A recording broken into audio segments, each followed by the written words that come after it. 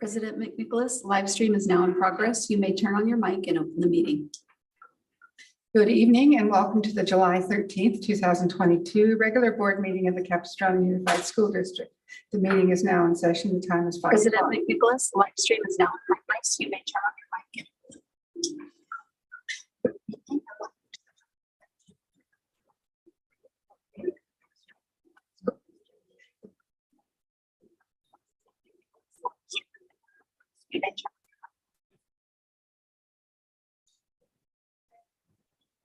Staff is dealing with this technical issue. If we could just take a minute.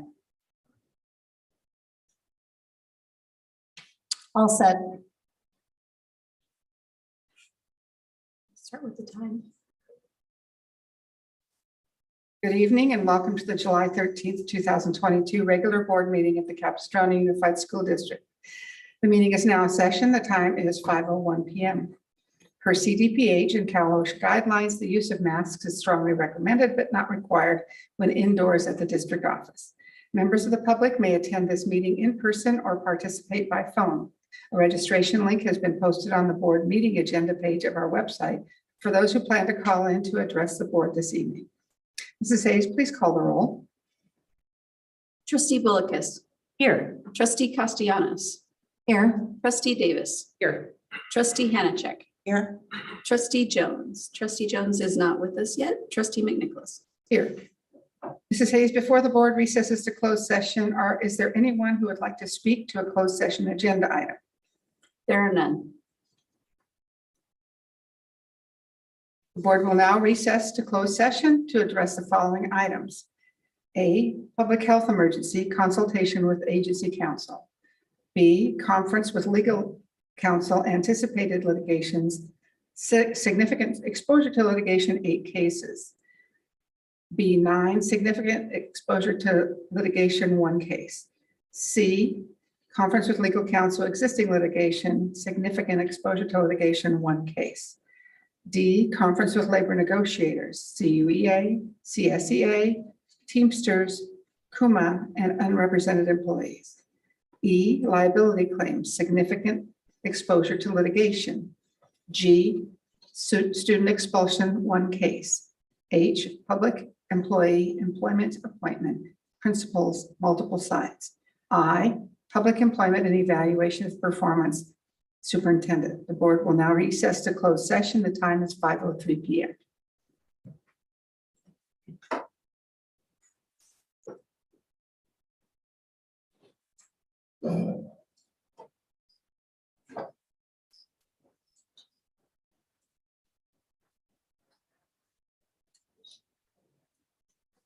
Let's tell Clark.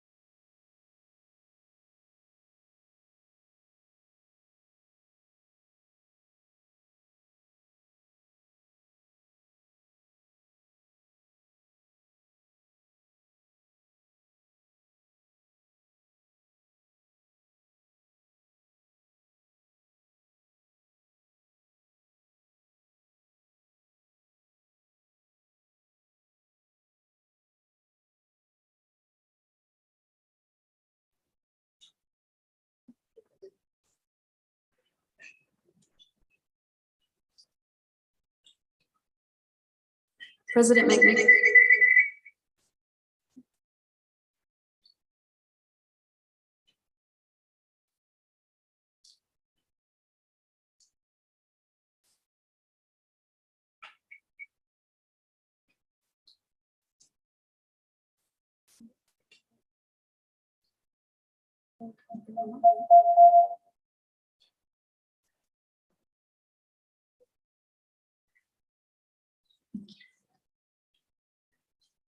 President McNicholas, live stream is now in progress, so you may turn on your mic and open the meeting. Good evening and welcome to the July 13th, 2022 regular board meeting of the Capistrano Unified School District. The meeting is now in session. The time is 7:06 p.m. Please note in tonight's closed session script, there was a typo in the numbering. It should have read F, student expulsions, G, public employee employment appointment, and H, public employment and evaluation of performance. Per CDPH and Cal OSHA guidelines, the use of masks is strongly recommended but not required when indoors at the district office. As a reminder, per board policy 9323 meeting conduct, requests to address the Board of Trustees will be accepted only until 30 minutes after the start of the open session. Please note that we have Spanish interpreters attending this evening's board meeting, and they are available to anyone in the back of the room. Tenemos asistencia de intérpretes en español disponible. The district policy 1313, civility, promotes mutual respect, civility, and orderly conduct among district employees, parents, and the public. Any individual who disrupts or threatens to disrupt a school or office operations, uses obscenities, or speaks in a demanding, loud, insulting, or demeaning manner will be directed to leave the school property. Oral communications, which comes early in the agenda, is an opportunity for the public to comment on issues that are not on tonight's agenda. By board policy, the total time allotted for oral communications is 20 minutes, with a maximum of 3 minutes per speaker. But the per speaker time may be less if there's a large number of speakers. Under California law, board members cannot respond to non-agenda oral communications comments. Please note, if we have any students registered to speak this evening on any agenda item, we will hear them before any adult speaker.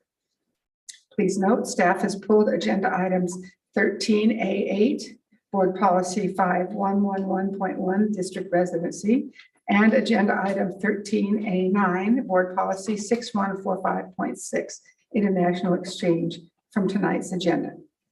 Mrs. Hayes, please call the roll. Trustee Bullicus. Here. Trustee Castellanos. Here. Trustee Davis. Here. Trustee Hanachek. Here. Trustee Jones. Here. Trustee McNicholas. Here. Let's see. I'm going to ask Jessica Geyer to lead our Pledge of Allegiance.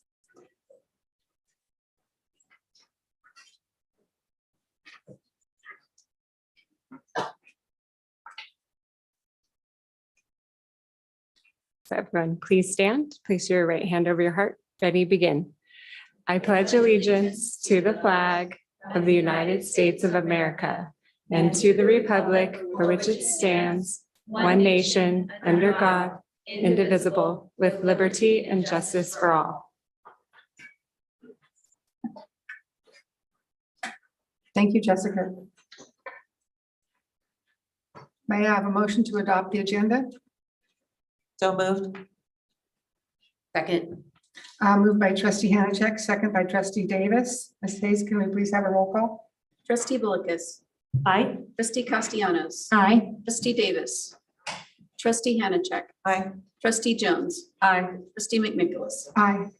Motion carries 6-0 by a roll call vote to adopt the agenda. Mrs. Hayes, please read the report out of closed session.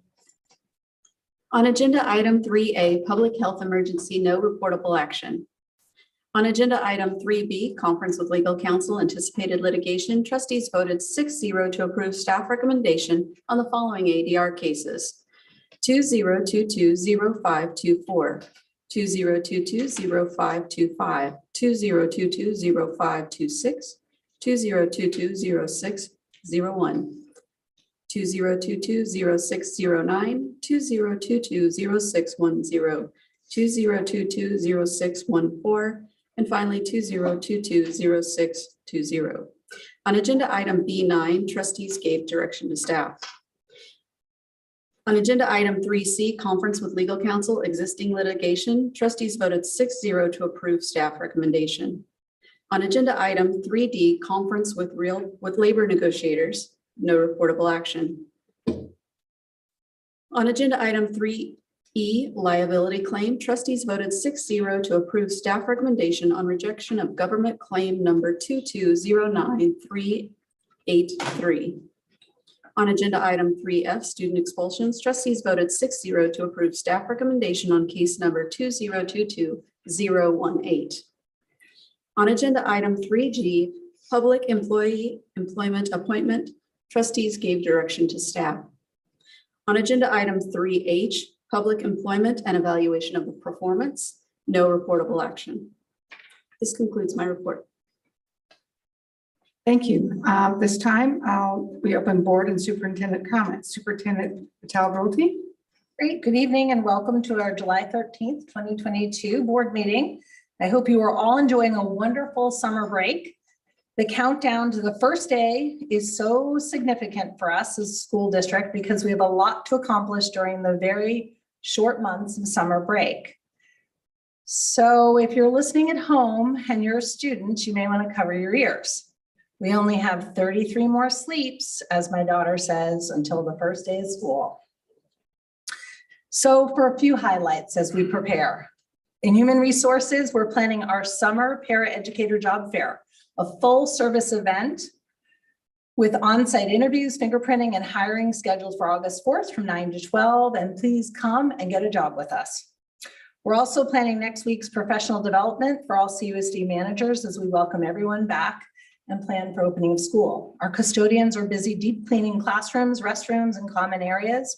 Some of our schools are having carpet replaced.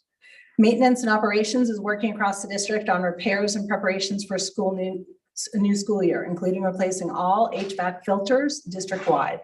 Our groundskeepers are completing field renovations, weed abatement, and tree trimming. Our construction department is adding 9 portables to Essentia K-8, finishing football turf replacement at San Juan Hills, completing exterior painting at San Juan Hills, Tesoro, Las Flores Elementary and Middle, as well as working on a modernization project at Ambule Elementary. Our transportation department is completing bus schedules for this new school year, completed the annual terminal inspection by CHP, and are currently working with families on bus pass renewals and new applications, so get those in. Nutrition Services is ordering food, making contracts for milk, fruit, breakfast, lunches, and preparing those new menus. Ed Services is preparing for the Professional Learning Academy, professional development for teachers and classified staff, which begins on August 1st and goes through August 9th, with topics in reading and writing, core instructional practices, CGI math, English language development, assessment and utilizing data to guide instruction, social studies, science, social emotional learning, classroom management, technology tools such as Canvas, Peer Deck, and Lego robotics, CPR, and so much more. Special education staff is training and creating an expanded learning opportunities program plan, preparing a math training, an SEL and mindfulness training for our site leaders for next week. TAS is busy preparing Canvas with new tools for the new fall classes, undergoing Chromebook refreshes and repairs, preparing communication for our CUSD app rollout, and preparing an electronic ER system. This list is not comprehensive, but it provides a great overview of the work that takes place as we prepare for a new school year.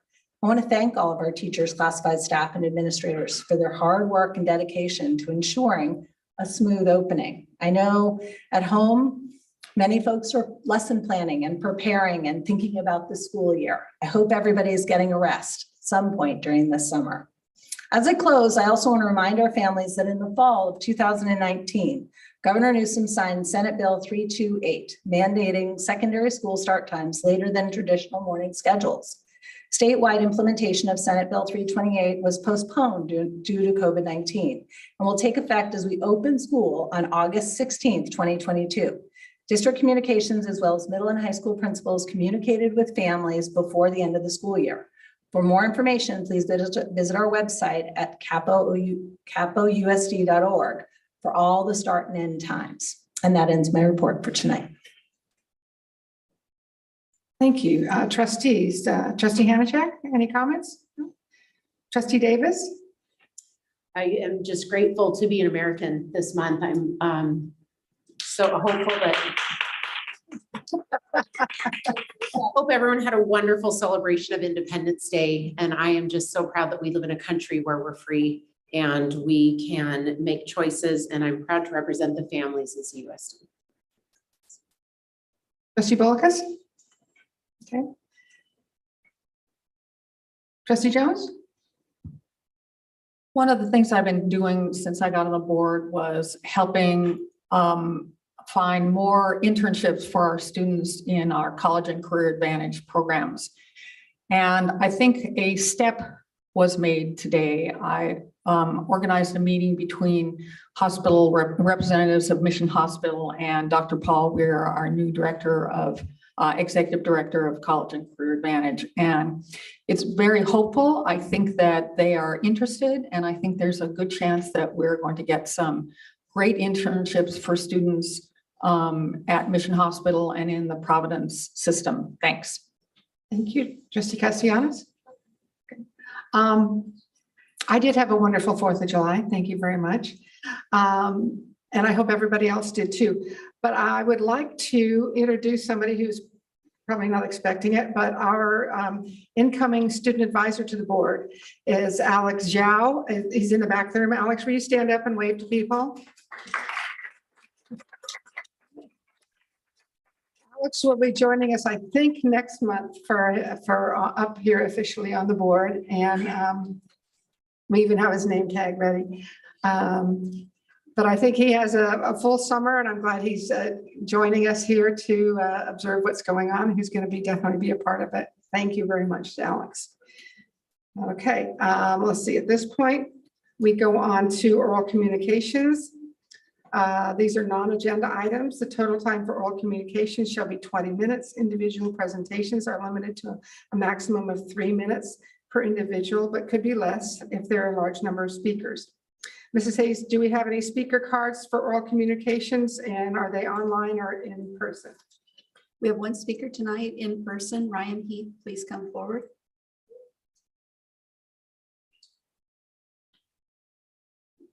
I'm actually going to pop up here for a second, guys. Okay. This is a tort claim form.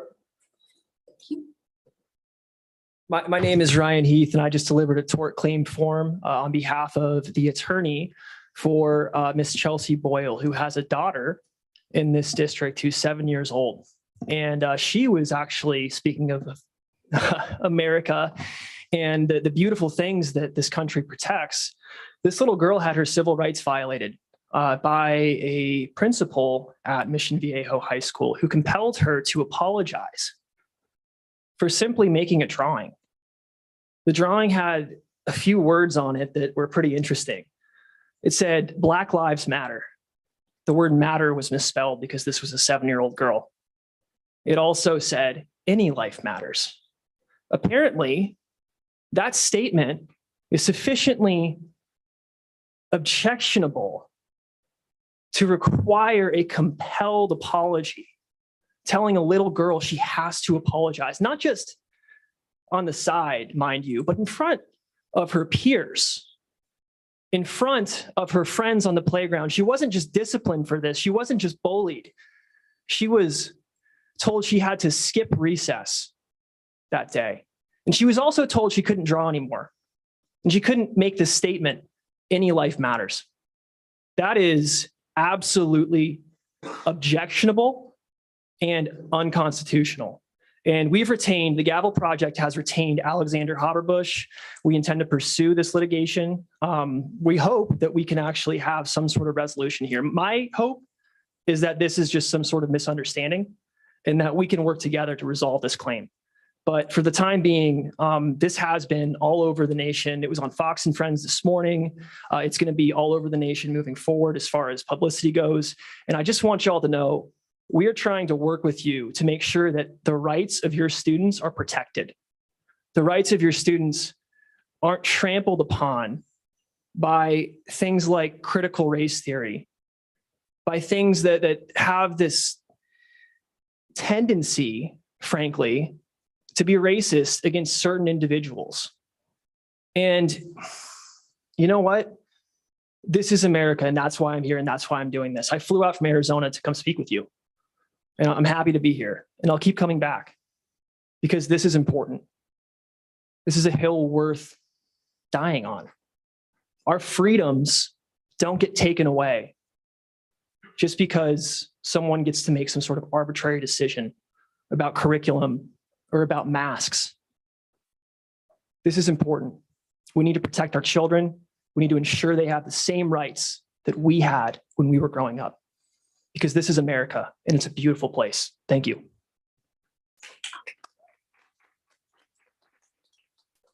Thank you, Mr. Heath. Do we have online speakers?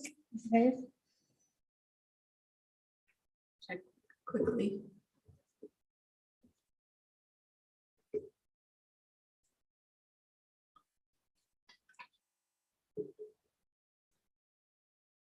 We have 6 online speakers. Our first online speaker listed to be registered is Sarah McNamara, but I don't see her with us. She's dropped off the call. Stacy Fudge, and I do not have her online with us. Our next speaker is William Krudinger. William is with us online. William, go ahead.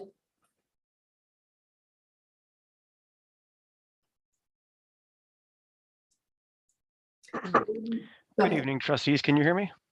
Yes, go ahead. Okay, thank you.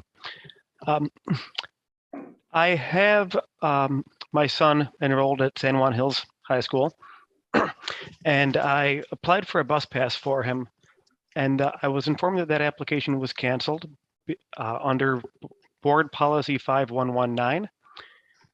We do live in the San Clemente High School territory, but if you look at that territory map, and I actually have it in front of me, it kind of juts along the coast down to Beach Road. And I'm in this little pocket of area where it's literally closer to the bus stop for San Juan Hills than it is for many San Juan Hills students. And it's, I guess when I read the policy that said that transportation is the family's responsibility for school of choice students, I inferred that to mean that we'd be paying full price for a bus pass, and I'm happy to do that. And I guess if that's not consistent with the policy, I hope that the trustees would consider making that policy a little more nuanced, so that, you know, in absolute keeping with the intent of the policy, student safety and getting kids to class, that bus passes that make sense can be issued for students that are attending adjacent schools in adjacent territories. Obviously, it wouldn't make sense if he were to go to, Tesoro High School from San Clemente. That wouldn't make any sense for a bus pass. But I mapped the walk from my house and to the bus stop, and from my parents' house, where my younger brother, where he walked from to take the bus, and it's literally a shorter walk. It's a 0.2 of a mile shorter walk for my son to go to the same bus stop to go to San Juan Hills High School than it was for my youngest brother. So I think it makes a lot of sense to issue a bus pass in this case. And if that's something that, if that's consistent with policy and a clarification can be made to the transportation office, that'd be great. If the policy doesn't allow for that, I hope that it can be revised and be a little more nuanced to bring in more fee revenue to the district, to better utilize district resources, reduce traffic at pickup and drop off, improve safety, and just help district families. Thank you. Our next speaker is Michelle Flossel Campbell.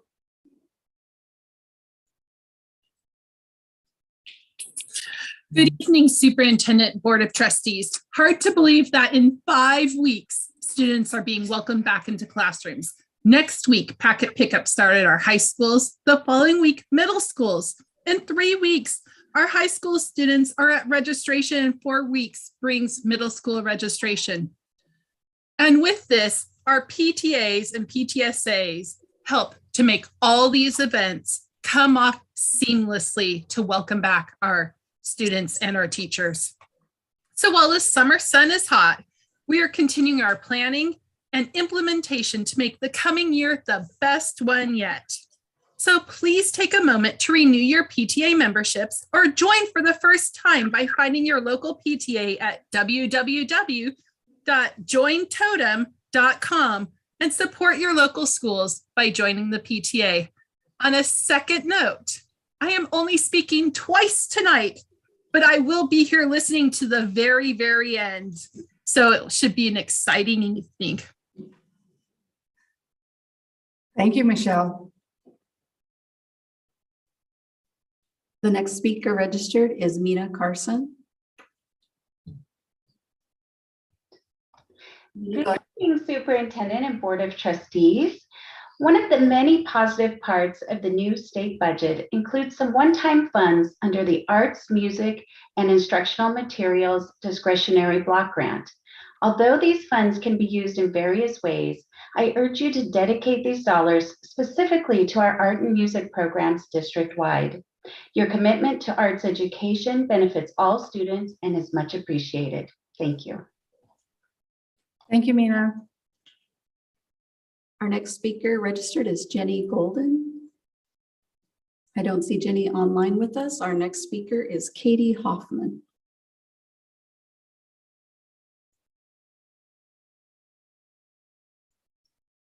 Katie, go ahead. You just need to unmute.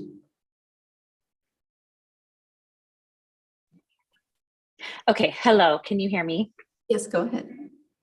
All right. As a mother of 3 students in the district, I am deeply invested in what the board proposes to do upon reopening this school year, specifically regarding masks. I have spoken numerous times this past year, pleading with you board members to pass a resolution for mask choice. When we were finally given the choice in March by the state, there was a very high percentage of staff and students who chose to not wear a mask in school.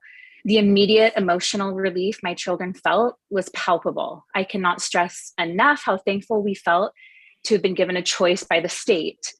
However, the mental health of my children is still a top priority to me.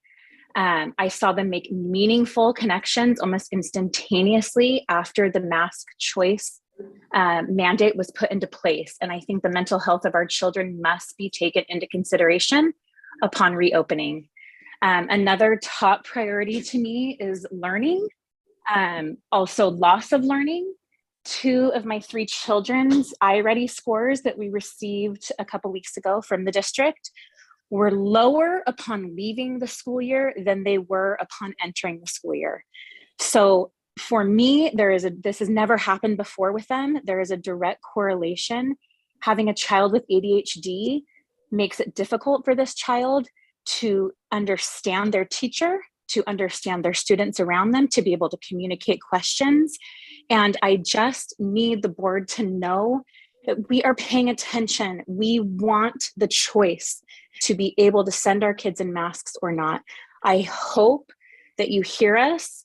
I know that I speak for many people who aren't able to be here tonight, but to know that we just want a choice, regardless of what the state is telling you.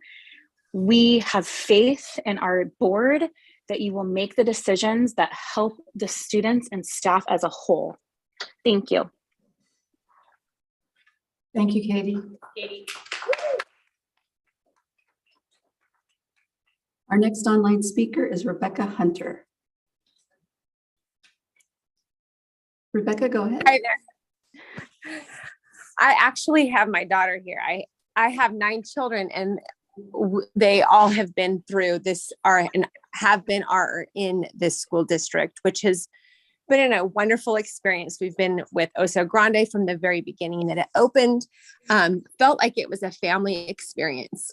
However, I feel as if we have really been disconnected, and being able to help these children understand who really is for them, and be able to, I think the thought of having the mask cover their face again absolutely makes them sick and so upsetting. And thinking that this summer, even introducing this thought to them is really upsetting to me, and recognizing exactly as Katie has mentioned, some and so much of the impact that has been upon them with their education, socially, just being able to have healthy bodies. Taking masks off after 2 years was awful. They were all sick because their bodies hadn't had the natural ability to filter through bacteria or bad things that should go through them. And suddenly everyone was sick again. And here we are, not able to recognize the impact that it has. It's so much healthier to have these natural things going through us for their minds and their bodies to be able to deal with the reality of life and what else is coming up against them. I will absolutely pull all of my children from your school district. I'm not saying it as a threat, but because I want them to be able to have a normal life and be able to mature in the proper way that would be correct and that is intended for them. And I really hope that's not taken away from them. But Lillian wants to say something really fast. She's one of my students. I'm going to 7th grade, and I just want to keep it simple by saying I just want the choice to choose. Others can choose to wear a mask, but I just want the choice to learn an education without a cloth on my mouth. Others can have that choice, and I just want to be able to go back to normality and just want to learn in a simple way again, and to see my teachers speak and see other people's smiles. Thank you.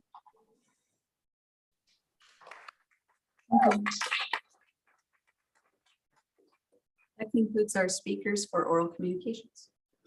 Okay, thank you. Let's see. And I think we go on to the consent calendar. Oh, sorry, public hearings first. This is item 11. At this time, I would like to open the public hearing regarding Capistrano Unified Education Association's initial proposal for reopener negotiations and Capistrano Unified School District's initial proposal to Capistrano Unified Education Association for 2022-2023 reopener negotiations. The time is 7:33. Do we have any speaker cards on this one? We do. We have 6 in-house and 1 online. Okay. Our first speaker is Brooke Wilson. Following Brooke will be Lindsay Matthews. You guys may go on ahead and line up. Eva Harrison, John Pert, Ryan Heath, and Janine Pert. So Brooke Wilkins is first. It should be Darcy or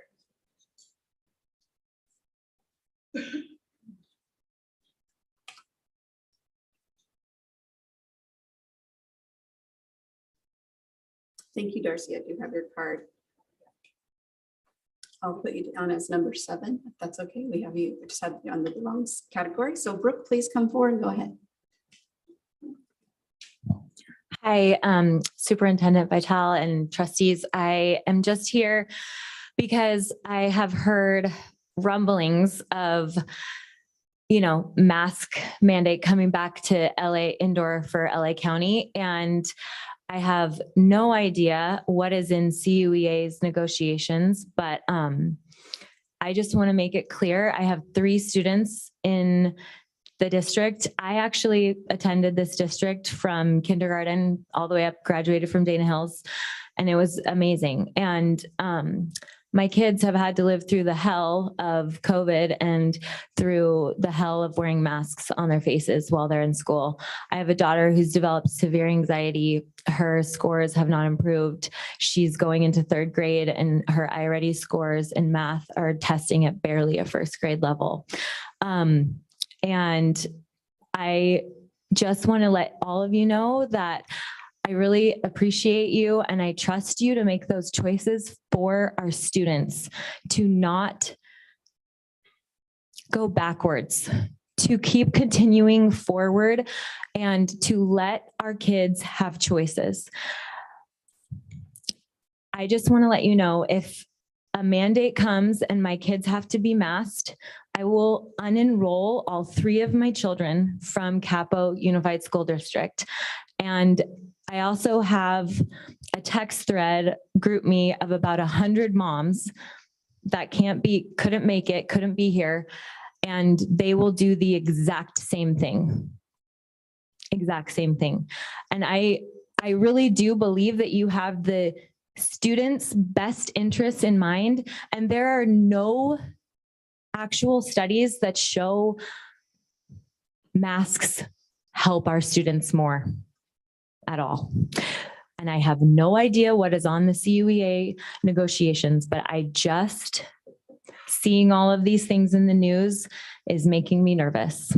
And I hope that you all have the same best interests of only our students in mind first, before any negotiations come up with any teachers union. And I really appreciate the hard job that you do. I realize this is a difficult thing that you do, and I am grateful. And that is all I have to say today. Thanks.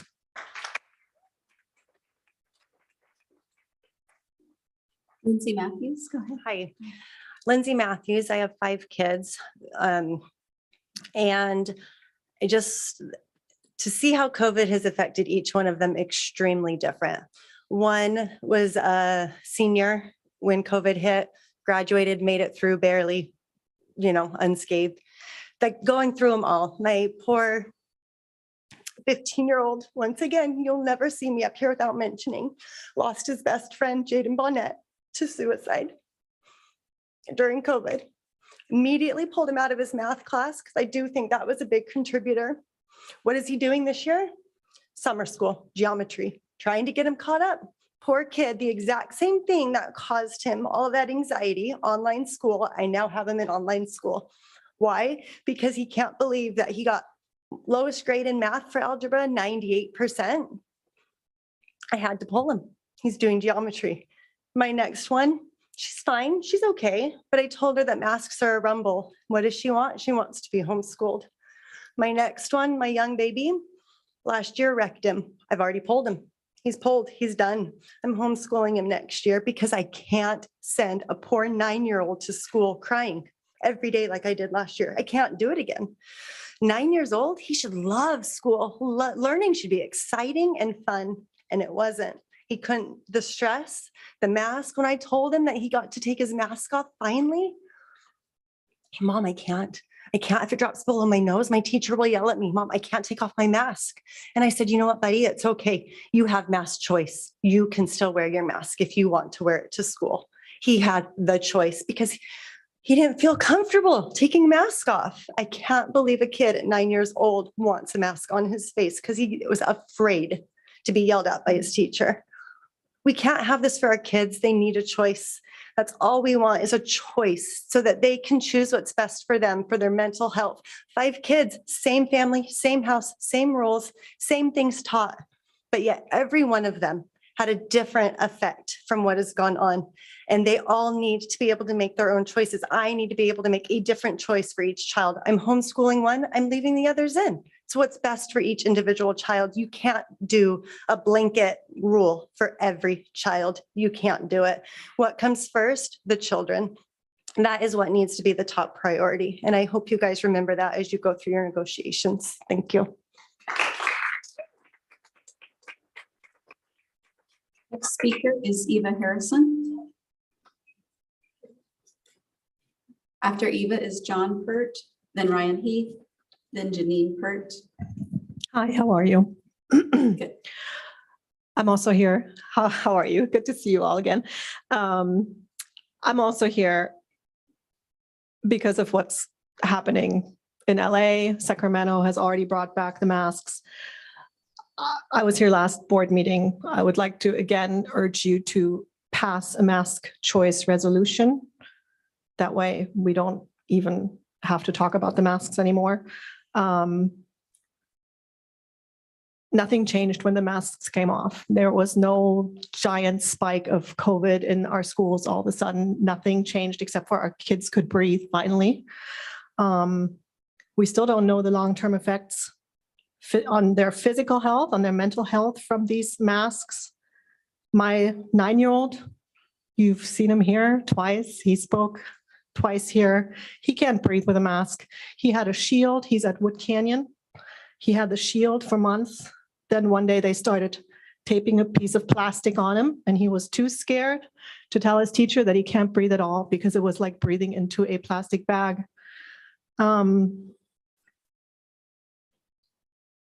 He told me that he was never sure if his teacher was mad at him or not because he couldn't see her face.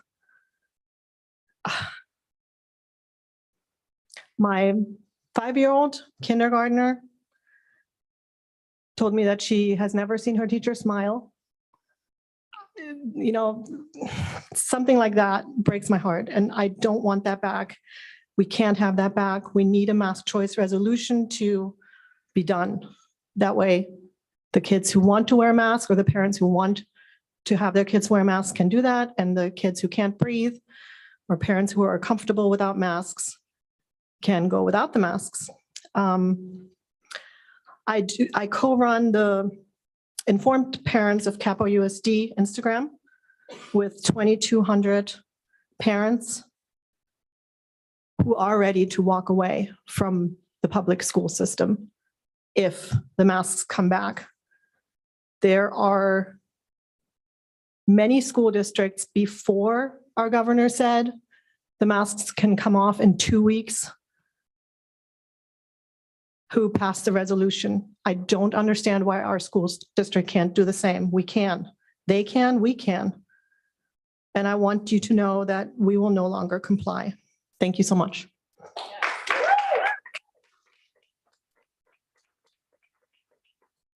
John, go ahead. Yeah, hi, I'm John Peart. I have 6 kids. I have 3 that have already graduated from Aliso Niguel High School. I have 2 that will be there this year, and then 1 in Aliso Viejo Middle School. At the center of education is truth. And if we don't speak truth or value truth, what's the point? Masks don't work. They do not stop the spread. There's ample evidence of that. There's also ample evidence that the vaccine doesn't stop the spread. Yet we play this charade that if we wear a mask, it's helping stop the spread. I'm assuming that's why we do that, but it doesn't work. All it does is it alienates kids from their teachers, kids from their friends. They can't see faces. A key part of communication is seeing faces, is seeing mouths. Without that, it's less than optimal, to be precise. It bothers me that educators have to be told that truth is what we should be seeking at all times. It doesn't give me a lot of confidence that the rest of their curriculum is great. So I ask you to start at least with that. Do homework. Read. I mean, there's, again, ample evidence. There's countries like Singapore where they have a 99% mask, everyone masks in that country. COVID cases went through the roof and they were 99% vaccinated. So there is no point other than punishment to put a mask on any child's face. So I encourage you to have courage and have mask choice. It's fine if someone wants to wear a mask. I don't care. I just want my kids and anyone else who doesn't want to wear a mask to wear a mask. And I thank you for your time. Thank you.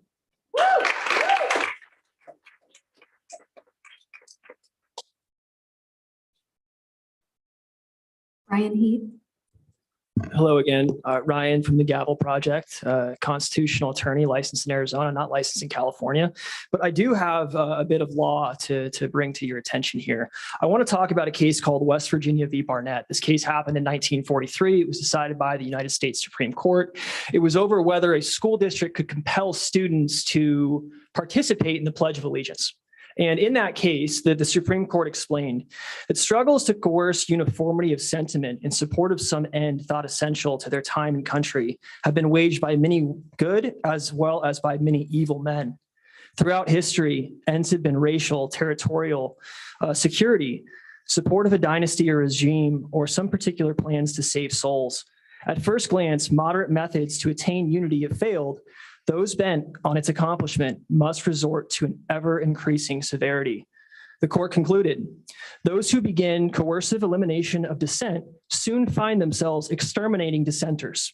Compulsory unification achieves only unanimity of the graveyard. I came out here in February. I was here February and March for a little while. I was actually helping kids disobey this district's mask mandate, setting up litigation, which we are pursuing right now.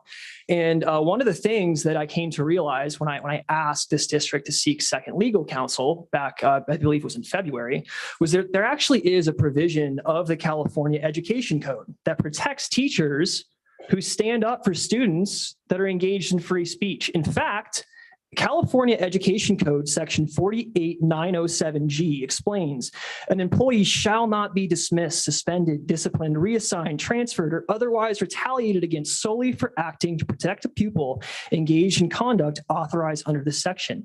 This section specifically protects acts of free speech. If you're a teacher and you don't want to enforce a mask mandate in your district, don't. You can't be terminated. This isn't legal advice. Go check the education code yourself.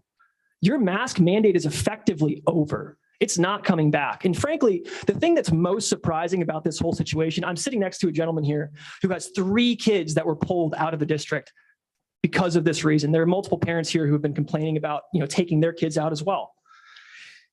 Why are we even talking about negotiating over children's health?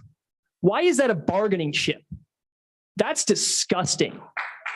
Each and every single one of you needs to look yourselves in the mirror and think about the fact that you are negotiating using children's health as a bargaining chip. Again, my name is Ryan Heath. I'm with the Gavel Project. Do not comply. Thank you.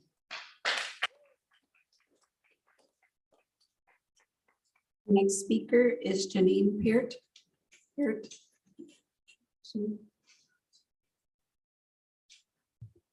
Good evening, everybody. I came tonight and I'm really disappointed to be back here talking about the same thing again. And I'm so disappointed that nothing was passed in the spring, that we couldn't get mask choice for our students. And I don't know what you're going to decide. I don't know how these negotiations are going to go, but I just want to let you know that the place that I do have choice is, where do I send my kids to school? And if you don't pass a resolution, if you don't pass a resolution that our kids have the choice, then I'm going to take my kids out of the district. The first full year of COVID, when we were hybrid school and all of that, I pulled my kids out of the district and I homeschooled them, and it was great.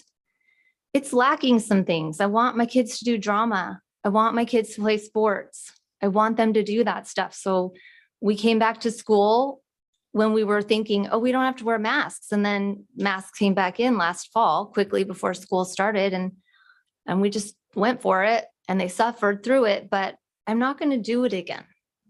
It's just not worth it. They don't have that many years that they're in school and they're trying to learn. And if you guys can't make a resolution that our kids have a choice, then I'm just going to take them out. We'll find another way. You need my students. We don't need you. Yes. We can find another way. Okay, so please do what's right for the kids and give them a choice. Thank you. Yes. Our next speaker is Darcy Ury. Good evening. Thanks for all your hard work for our kids. I'm a mother of 7 students in your district, and my friend Rebecca Hunter, who spoke, she's a very good friend of mine. She has 9 children. The 2 of us spoke tonight, and if the mask mandate is in part of the union negotiations, those 16 kids will be removed from the district. That's half a classroom. And we're just 2 families. Can you imagine all the families behind us, all the friends we have? I'm part of that group, me. There's thousands of families. We're not going to do this yo-yo thing anymore. We're like, oh, well, they said in LA County, so we got to follow the governor. And Dr. Chow said, no, we can pass a mask resolution tonight. Lisa Davis had an amazing one last time. Now Pamela's gone. We can pass it tonight. It will not hurt anyone who still wants to wear a mask. They can wear a mask till the day they die, but my kids will not. My daughter had open heart surgery, struggles to breathe, had to be on a pulse ox medication to make sure her arteries were open to her heart until her surgery. And I'm putting a mask over her face for her to have a headache every single day when I fought so hard to keep her life. Why do we do that to our kids? I love the research you said about Singapore. I have a friend in Singapore, and they are the most germophobic people I've ever known as far as everything's perfectly clean and they wear masks and everyone's vaccinated, and they still had the outbreak. So if we know that, why do that to our little children? I have little kids who still need to live and breathe. Let's pass the resolution. Well, no matter what these negotiations say with union members, we are the parents. Our kids should come first. We are paying with our taxes to go to our public schools. But I'm happy to pull my 7 children to go to Stony Brook, Santa Margarita, Mission Viejo Christian, Fairmont, Aliso Viejo Christian, Capo Valley Christian. There's tons of great schools who will give us that choice. Like she said, I have a choice where my kids go, and it matters now. We've had 4 years of a yo-yo. I'm not doing it anymore. I will withdraw them today. You will lose my 7, Rebecca's 9, 16 kids in one classroom from 2 families. That's a lot of kids. You guys have the power. I know you can do it. I believe in each of you. You're good people deep in your heart, and you do love kids. So please show us by putting our kids before whatever this union says. Thank you. One online speaker, Katie Hoffman.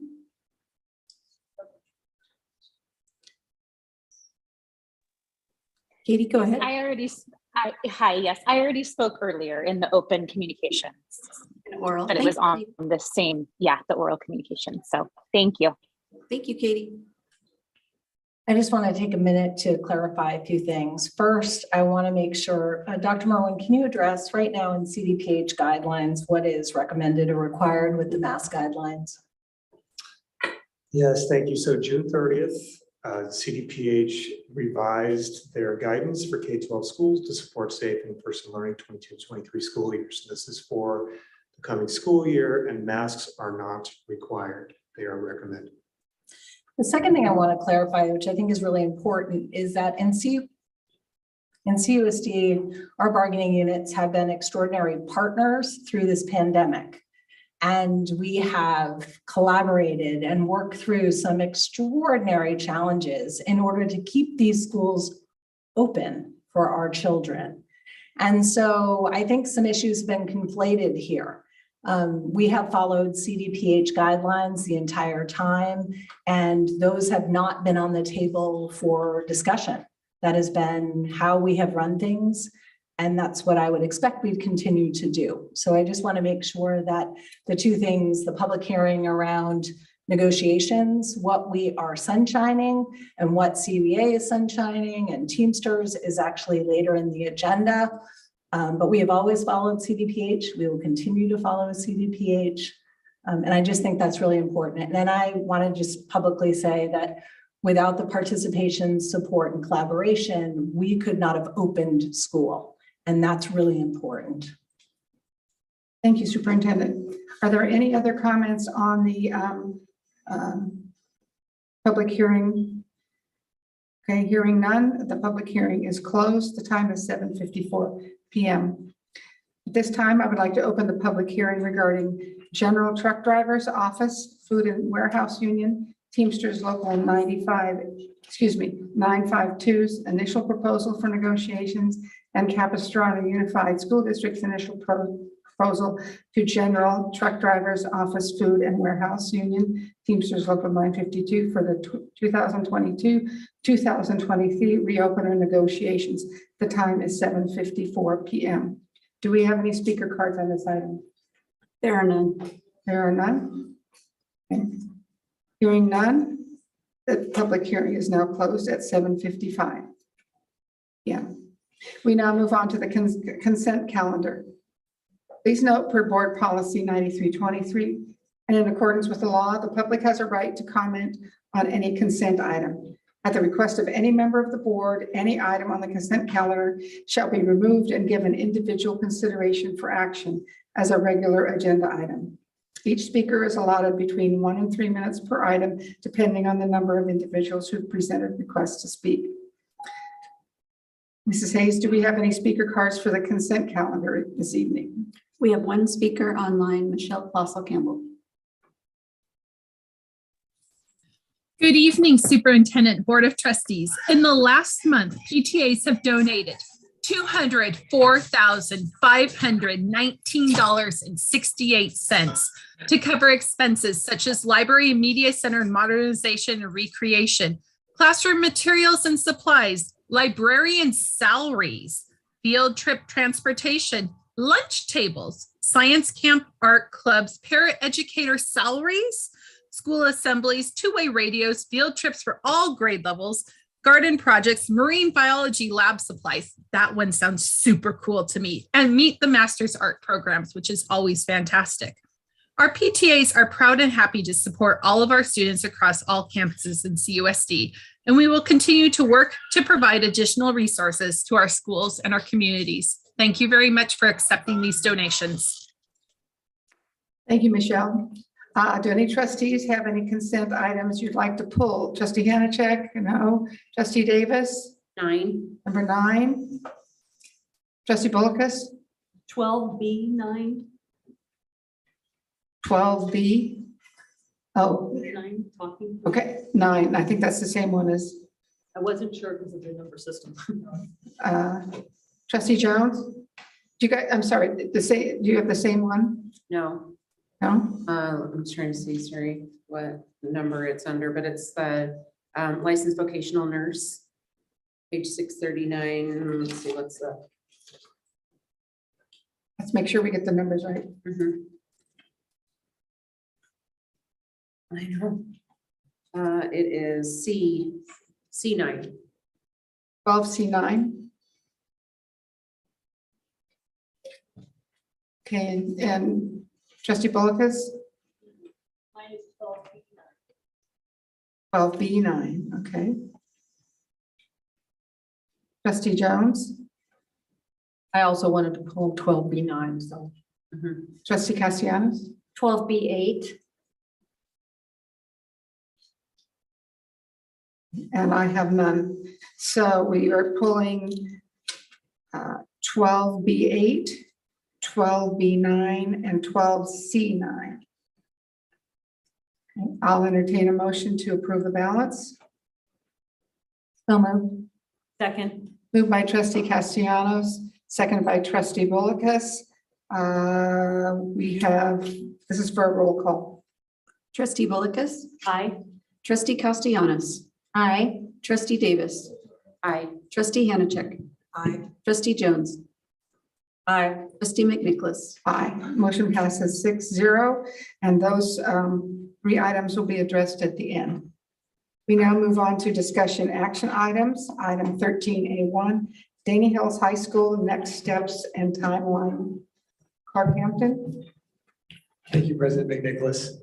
So we have a brief PowerPoint presentation to bring up, and I have a remote.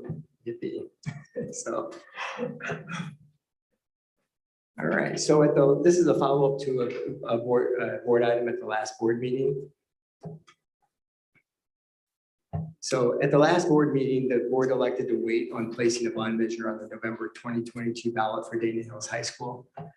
The efforts to address the AB 300 buildings at the high school continue, and there are future opportunities for a bond measure that can align with the district's current application process to apply for state seismic mitigation funds. We are currently in phase 2 of 5 phases for seeking these funds. So as mentioned and shown in this slide, we are currently in phase 2 of the application process and responding to clarifying questions from the Division of State Architect. Once this Q&A process is completed, we expect to receive a concurrence letter from the state architect.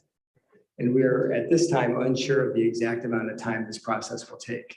Once we receive the concurrence letter from the district, from DSA, we will move forward on the next phase. So next steps and timeline, you'll notice there's no specific dates because we're of the uncertainty of the time frame from DSA. But as we continue to do the work on the seismic mitigation funding application, we'll review at what point in the process would be the next opportunity to place a seismic bond measure on the ballot to provide the additional funding required. In the meantime, work on the new classroom building continues, and the city of Dana Point continues the process of rezoning the South Bus Yard property. Once complete and the lease payments begin, the district will then have an additional funding as part of the overall plan for Dana Hills High School. This is an information item only. Additional updates will be provided to the board as we reach each milestone. Thank you, and we're happy to answer any questions you may have. Mrs. Hayes, do we have any speakers on this item? We have one speaker, Katie Anderson.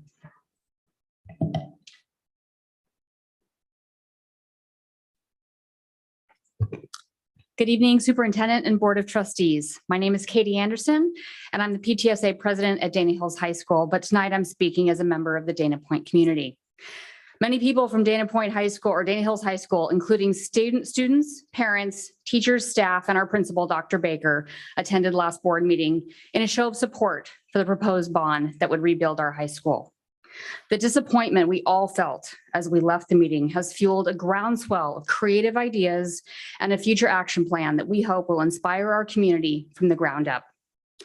Our challenge will be to embrace the amazing resources and partnerships in our community and educate our families about the short-term and long-term vision for Dana Hills.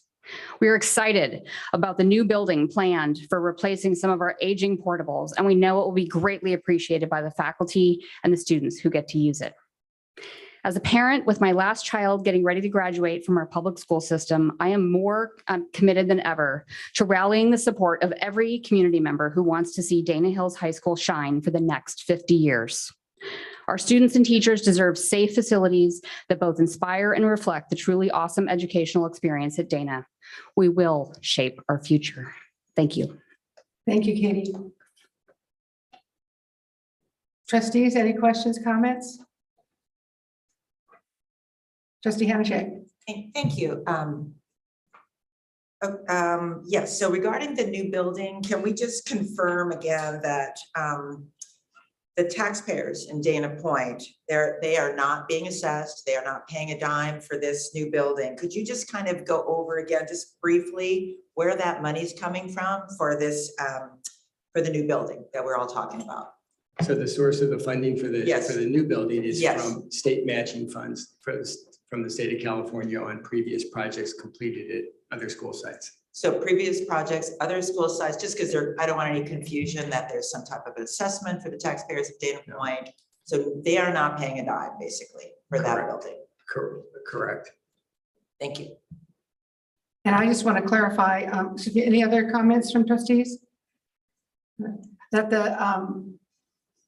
the general plan for Dana is ongoing, that even though we decided not to seek a bond this year, that the master plan for Dana is still ongoing. And we do have the vision of eventually rebuilding that school to be a safe and modern school for our Dana Point and Liggett Indigo community. That's still our goal. Correct. The work that we're doing is we're working on the board approved to prepare the master plan for Dana Hills High School. We're doing in the planning phase of the new building, and we're continuing to work on the seismic application for mitigation funds for that when eventually we have the matching funds, we could replace the high school. Okay, so that work is continuing. Excellent, excellent. I know the timing isn't what I would like. I mean, I want it tomorrow, and that's probably not going to happen.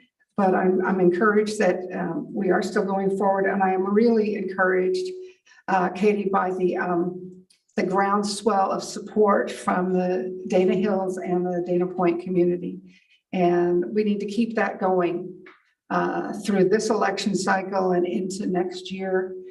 And I hope to be a big part of that. If anything I can do to help, I really want to see that through. So thank you so much. Have any other comments? We go on to I'm sorry, I have one other quick question for Deputy Superintendent Hampton. If you can tell us, and you probably won't have it all on the top of your head, state matching funds from what construction we've done? What work? I believe they were from the two-story classroom buildings at the 3 other high schools. Okay. Yeah. Okay, all right. And I also wanted to say I'm really glad that the phoenix is rising from the ashes, and that that has inspired this group of parents and students. I'm very pleased about that. Thank you. I just would take umbrage with that type of language. Dana Hills High School is a rock star school, but hopefully eventually the outside facility can equal what the amazing things happen inside. So no ashes there, so all good. That wasn't what I was, that was not that was not the metaphor. The metaphor was that that something is coming out of a defeat. Thank you. Okay, at this point, we would thank you very much. We will go on to item 13A2. This is the end of the year academic data for a multi-tier system of supports. Dr. Merwin. Thank you very much, President McNicholas, trustees, Superintendent Patel-Brulti. So we are proud to present to you item 2, end of year academic data for multi-tiered system supports. In order to closely monitor progress with our academic enrichment and intervention plans of MTSS, we return this evening to share the end of the year progress monitoring data as we conclude our first full year of implementation. We have a brief presentation we're going to share with you this evening. I'm joined by Executive Directors Meg Rubis and Peggy Barrist, and Assistant Superintendent Clint Collins, and Assistant Superintendents Carrie Johnson and Jen Smalley are joining us online as well to help answer any questions. So I'm going to ask Carrie and Jen, are you logged in and can you hear me? Yes, Dr. Merwin. Yes, good evening. Great, thank you. Carrie, what time is it right now where you are? It is 10:07. Thank you for being there, Carrie. We appreciate it. Okay, so we open our presentation with framing the data through our district's wildly important goal, number 1, which is our teaching and learning goal.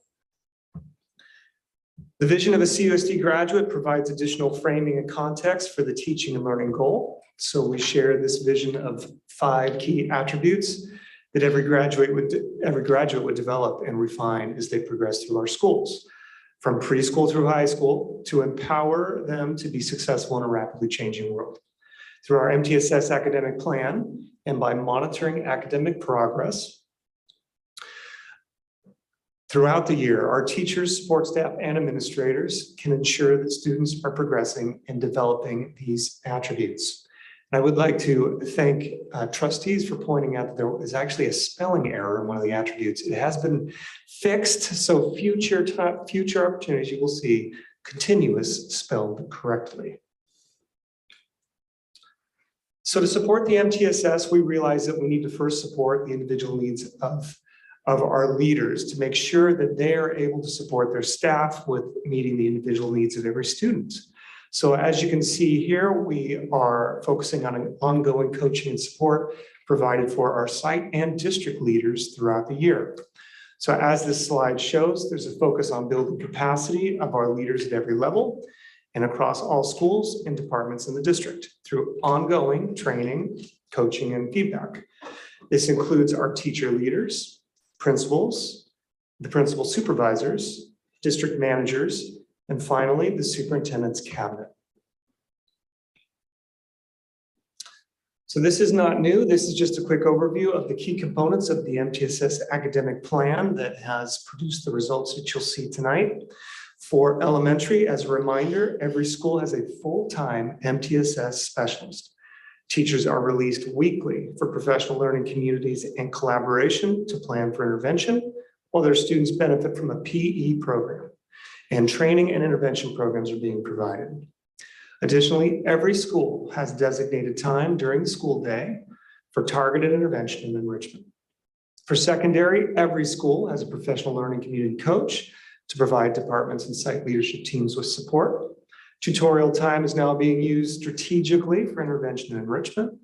Continued PLC training is continuing for principals and teachers, and paper learning tutoring program was added for grades 3 through 12. This slide also should look familiar because this was presented to you first in the fall of last year as we set out our 2-year goals to demonstrate academic growth using our state standardized tests. These are the state test percentages of students scoring at grade level or above, starting in 1920 as our baseline. And then as you can see, this is the end of the first year. At the end of the second year, next year, the 22-23 year, then we will then check our progress against these goals. These are again 2-year goals tied to the standardized tests. But the data we're sharing with you tonight is the end of the year formative assessment tools, not the state test scores. So what we're sharing tonight comes from DIBELS, Iready for elementary, Iready and grades for middle school, and grades for high school. These data points that we will share tonight will help us to guide us because they provide us with student achievement data during the year, whereas the data for standardized test scores we receive once per year and in the late summer. So speaking of those state test scores, preliminary test scores are starting to come in. Final test scores will not be available until late summer or early fall. When we have those, we will be sharing those with trustees and with the community. So as soon as those are released, we will be sharing with you the standardized test scores. Tonight, we look at the formative assessments. So for the next set of slides, I'm going to ask Executive Directors Peggy Barrist and Meg Irvis to briefly walk you through the student academic data, some of which will be a repeat of data you have seen before at the math and literacy presentation. So we'll just very briefly touch on these because they were presented at the past 2 board meetings. So with that, I'm going to ask Executive Director Peggy Barrist. Peggy, if you would continue. Thank you, Dr. Merwin. And as Dr. Merwin mentioned, you have seen these next 2 slides before, just last month, in fact. So they were shared in June. So we're just excited about the gains that are made. So this particular slide shows grades kindergarten through 2nd. These are the 2021-22 DIBELS data for beginning of the year, middle of the year, and end of year data. Blue and green indicate benchmark or above. Yellow indicates some support is needed, and red indicates intensive support is needed. So of course we want green and blue to grow and red and yellow to shrink over time. So you can see that happening in grades K through 2. The next slide shows grades 3, 4, and 5. And we recognize the dip in 4th grade from middle of year to end of year. And this can partially be explained by the fact that the end of year reading passage is written in a less familiar text type for our students. So we will work with our 4th grade teachers this fall to get them, hitting the ground running with familiarizing our students with different types of text, poetry, figurative language throughout the year. So they're more familiar with that end of year passage. But overall, we've seen great growth. And as you can see from the conclusion of grade 5, we have 425 students who need intensive support. This information will be utilized immediately to position students for intervention and support classes in middle school and tutorial support within the first weeks of school. The next 2 slides represent beginning of the year and end of the year comparison of Iready data. This is the first year we have this data set, as we did not previously have Iready for a full school year in middle school. I shared this data verbally at the last board meeting because the information had just come in, but it is now visually clear that students are making progress across grade levels and subjects.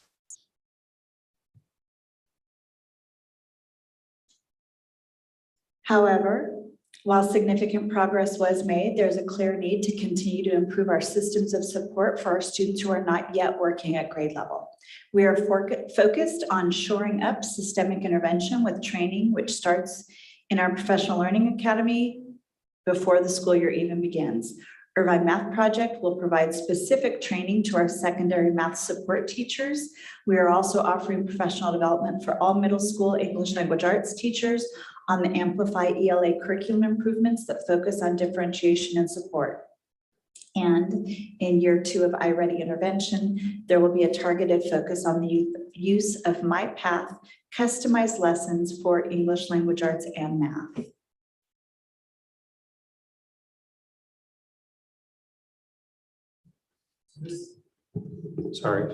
This slide should also look familiar to trustees.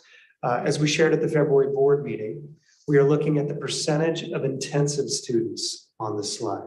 So we want to see the percentage decrease. So to help tell a more complete story of the data, we have included last year's beginning of the year, middle of the year, and end of the year data side by side with this year's beginning of the year, middle of the year, and end of the year, so that you can compare where we were beginning of the year last year to this year, middle of the year, last year, this year, and so on. So I will ask Peggy and Meg to share a little bit more about these findings. Okay, thank you, Dr. Merwin. For grades K through 5, the top blue band compares percentage of students who scored in the intensive range on DIBELS during all 3 testing periods during both 2020, 21, and 21-22 school years, with the difference being indicated in the last column. So looking at DIBELS in that blue band, we began both years with the same percentage of students that are scoring in the intensive range coming into our classrooms. Looking at the middle of the year data, this past year shows that we closed the gap an additional 2% as compared to 2020, 2021. And the end of year data this year, another 2% decline in the percentage of students scoring in the intensive range. So comparing 2020, 2021, from beginning of year to end of year, we had a decrease in 6% scoring intensive. And then this past year, 21 to 22, the decrease from beginning of year to end of year was 8%. So we made greater gains this year, went from 19% to 11%. As a reminder, last year we had a shortened instructional day.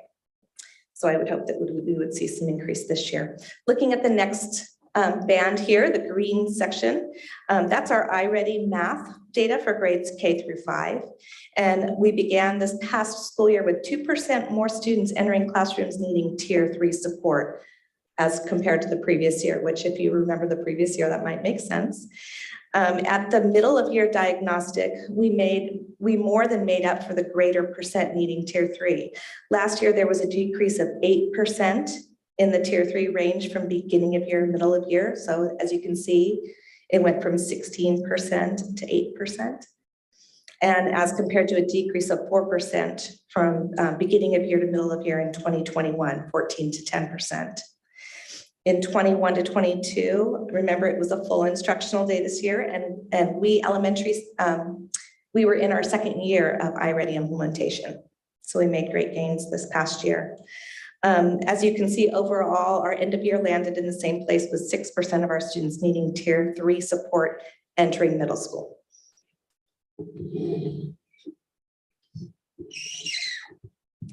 Thank you. For secondary, we only have end of the year data for comparison with Iready because this is our first full year of implementation.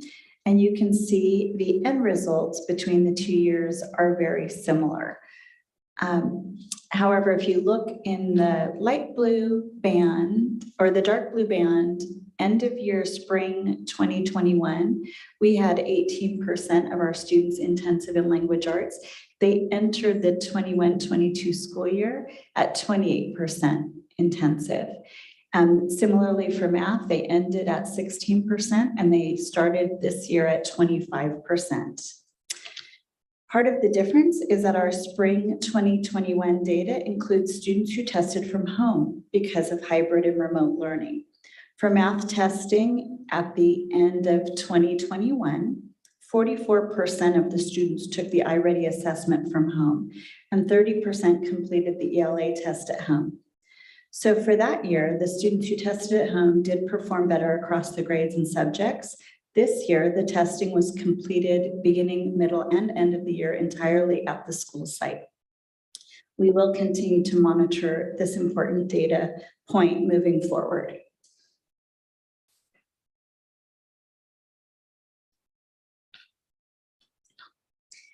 For middle school, when we're looking at D and F data, so students earning a D or an F in courses, Ds and Fs fell across all quarters. You can see in the final column with larger increases in the reduction of Fs. At the high school level, while we saw a similar decrease in Fs, we saw a slight increase in Ds. While we know some of the students previously receiving Fs did then become students receiving Ds, we want to see both numbers trending down more significantly, which will be the focus of our work for this coming school year, including the work on grading practices and the use of common formative assessments tied to specific intervention strategies in class and during tutorial.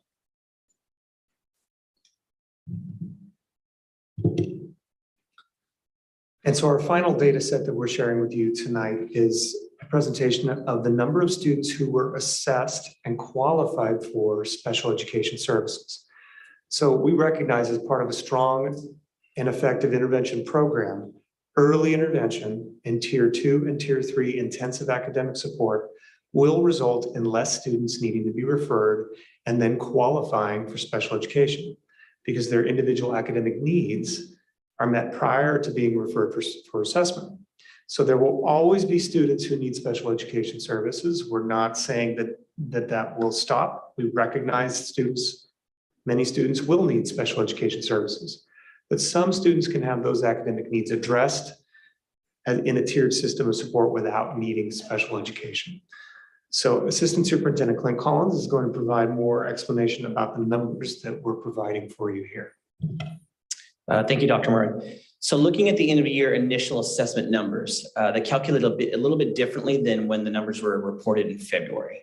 In February, the numbers that were reported were for initial assessments, all initial assessments completed, which included the do not qualify, the D and Q students, also students that had more significant needs, such as self-contained programs like STEPS, SAC, and TVIC and whatnot. So these 617 initial assessment numbers represent the number of students that were assessed and qualified for special education services for academic support, which is what Dr. Murray was talking about with that Tier 3 intervention for the MTSS plan. As you can see on the chart there, the numbers from the 2020-2021 school year going to now this last school year, 21-22, have increased by 86 initial assessments. This trend was seen actually across the state due to students coming back to school from the pandemic. So we had an increased level of learning recovery. So in talking with a lot of the other SELPAs throughout the state, they also saw very similar initial assessment numbers on a rise. Going forward, these numbers should decrease next year using those MTSS Tier 3 interventions as we implement them and we support that early academic intervention.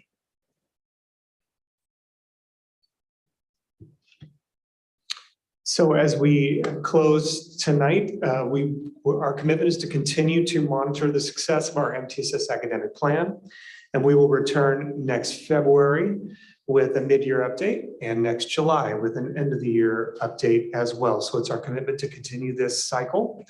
We will also provide the state test results to you when they are released later this summer or early fall, and we will share how the state test results are correlating with our formative assessment results that you are seeing here tonight. The DIBELS, Iready, our DNF rates, and our special education initial assessments that are resulting in qualifications. So with that, we appreciate your time and support, and we are available to answer any questions you have. Mrs. Hayes, do you have any speakers on this item? Trustees, Trustee Bullicus? Yes, thanks for the clarification at the end, Dr. Merwin, but I'm afraid I need further clarification. So when I look back at 12B5, amendment to cultural proficiency plan reporting cycle that we approved in the consent calendar, I said to myself, that makes sense, changing the dates to twice a year, being February and July. And it was explained, mirror the student academic data reporting timeline for the middle of the year and the end of the year data for the district's multi-tiered systems of support. So here we are in July, which next year we would be getting this. But then the standardized test scores that we won't get till later this summer or first of fall, how does that play into what we're measuring and what tests we're using on these different programs to measure our success and improvement? I appreciate you asking that because I'm sure you're not the only one that is trying to map all of that out. So as we move forward, I think one easier way to understand this is to say our mid-year and end of the year formative assessments. So the assessment tools that we are using internally to measure progress, we will present results February and July. That will be both for culture proficiency and also for the MTSS academic. So that's so that you can expect that cycle for our internal assessment tools. For the external assessment tool, again, we're kind of at the mercy of the state when the state finalizes the data and then they don't embargo it anymore, they release it. We then will present that to trustees and to the community, and then we will correlate it and show here's the correlation between our internal data that we're using July and February, July, and what the state uses to measure our year of growth. So the timing is not great with the state, but we will intentionally connect it for trustees in the community to say, this is how it ties into our mid-year and end of the year data that we use internally. Thank you. I better understand now. Trustee Jones?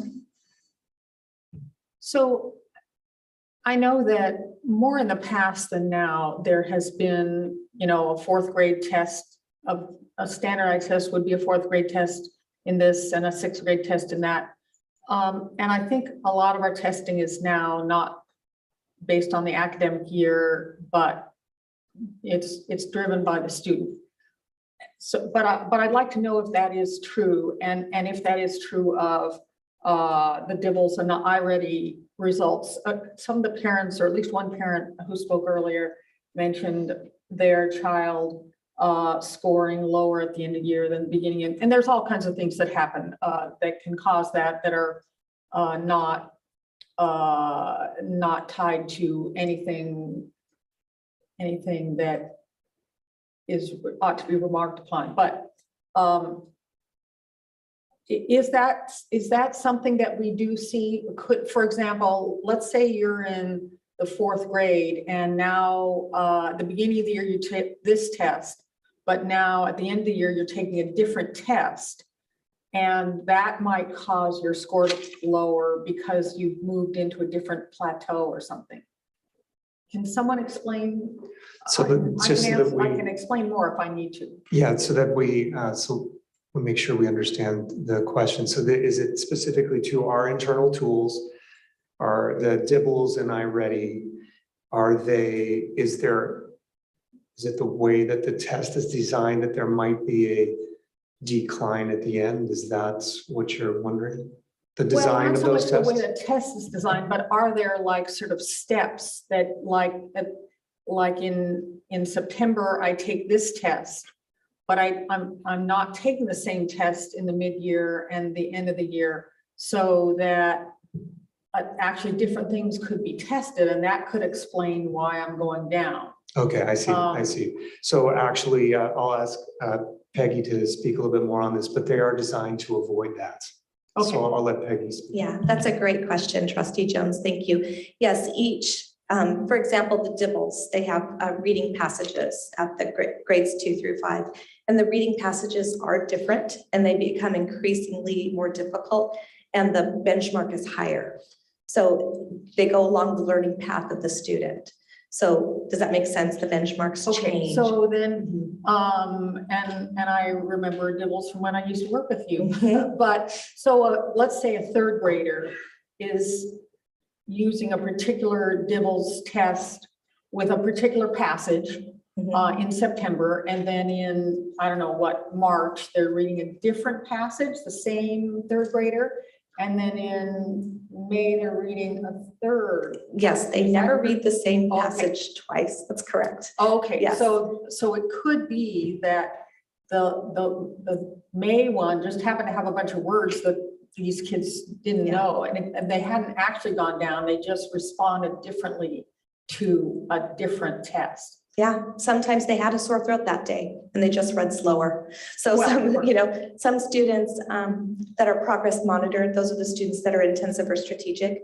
They take the test, they take the passage, or they read the passage more often, more frequently, every 2 weeks. And it's always a different passage. So you might see their scores going up and down a little bit, but overall we want to see an upwards trajectory.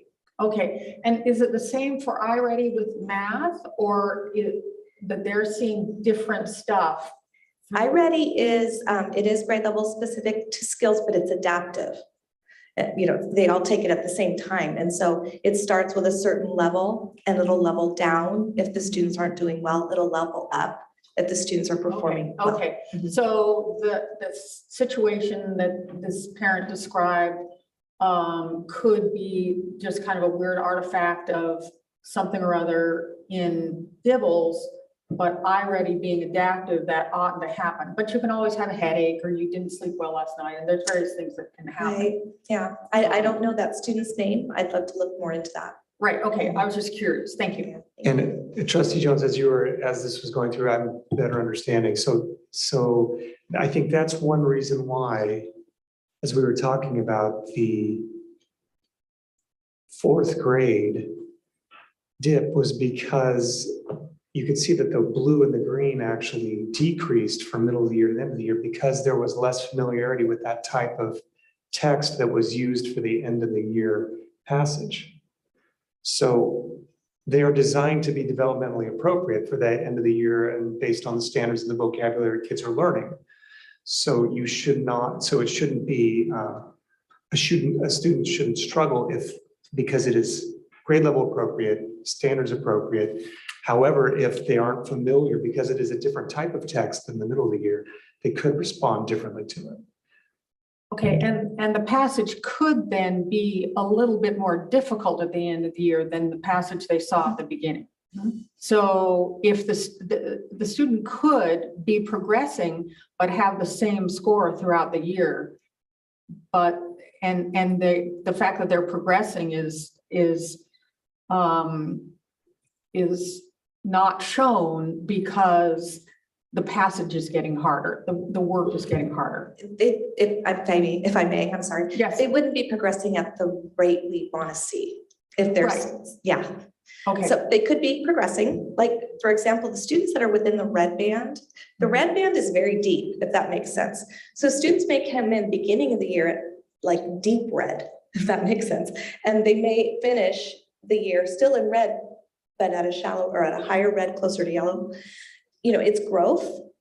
It's not where we need students to be. So the passage and I'm sorry to keep belaboring this, but I really don't know anything about it. And I think it's an interesting subject. So the beginning of the fourth grade, you get let's call it a 4B passage. And then you get a 4M passage and a 4E passage, and they're progressively a little bit more difficult. And are there numbered scores? And so if I know it doesn't exactly work like this, but if I missed 10 or 10% each time, I would actually be progressing. My relative score would be going up because the passages are getting more difficult, right? It's words per minute. So they need to read more quickly. Okay, okay. So, and that's all Dibbles is words per minute? For the oral reading fluency. That's just one example of the reading passages we're talking about. Okay. K1 and 2 have a lot of other measures. There's also something called MAISE, which is a comprehension measure. And then we come up with, these are composite scores. Okay, all right. Yeah. Thank you. Yeah, so it's accuracy and words per minute. So that the accuracy of reading the words and then the number of words. And so the criteria does continue to change. So, you know, and this assessment, I believe either the University of Oregon has either designed it or they support it. So that it's very evidence-based, research-based as far as how they calculate the criteria that keeps changing each period, and then how the passages change each period. And we'd be happy to share a little bit more kind of how that works with trustees. Trustee Davis, did you have a question? Yes. Okay, so first of all, to Trustee Bullock's point, maybe we should consider lining up the test scores February and September for giving us the data. I don't know, I think that might be something to consider. And to Trustee Jones's point, the intense difference in the focus on the specific genres for writing styles, we mentioned at the beginning that's something that we're going to look at and say, hey, let's make sure that we're focusing on that. And then some of my wonders are, as I'm looking at some of these grades in 4th grade, 5th grade to 6th grade. So looking at 6th grade, it's broken down for 1 grade level below is yellow. Second, or the pink is 2 grade levels below. And the red is 3 grade levels below. So for 6th grade, it's 54% that are below grade level at the beginning of 6th grade. So that transition time is something we need to continue to focus on, I think. And then we see that for 7th grade, the beginning, I mean, that's even a larger jump that are 3 or 2 or 1 years below grade level. That's a lot. But when I'm looking at 4th and 5th grade, when we're looking at 5th grade, it's not laid out the same, right? So strategic support or intensive support. And I'm wondering that blue and green are at grade level. Is that accurate? The key above, yes, green and blue are at grade level. Blue is slightly above, so it's negligible risk. Yeah. Okay, thank you. So it looks like for the red, for end of 5th grade, we have 13 or 14% that are maybe 2 or 3 years below grade level, and possibly the orange is 1 year below grade level or somewhere around there. So that's about 7%. They're different measures. So yeah, slide 9 is showing Iready, and slide 8 is Dibbles. So it's not exactly the 1 year, 2 year. Sure. It doesn't quite line up. But I was thinking maybe the red and orange are 1 or 2 or 3 years below grade level, possibly. I'm guessing if green and blue are at grade level. Correct. Okay, so that jump from 5th grade to 6th grade, we're going from about 21% that are below grade level ending 5th grade, and we're jumping up to 54% starting 6th grade. So I'm wondering what that piece is that we might want to consider looking at to help that transition, because they're ending the year 5th grade, less than 20% of our students are below grade level, but yet the testing coming into 6th grade, which is transition, I get it. We're at 54% that are. The Iready literacy, the reading, it scores more standards. It goes into writing standards and other standards, whereas the Dibbles is just reading.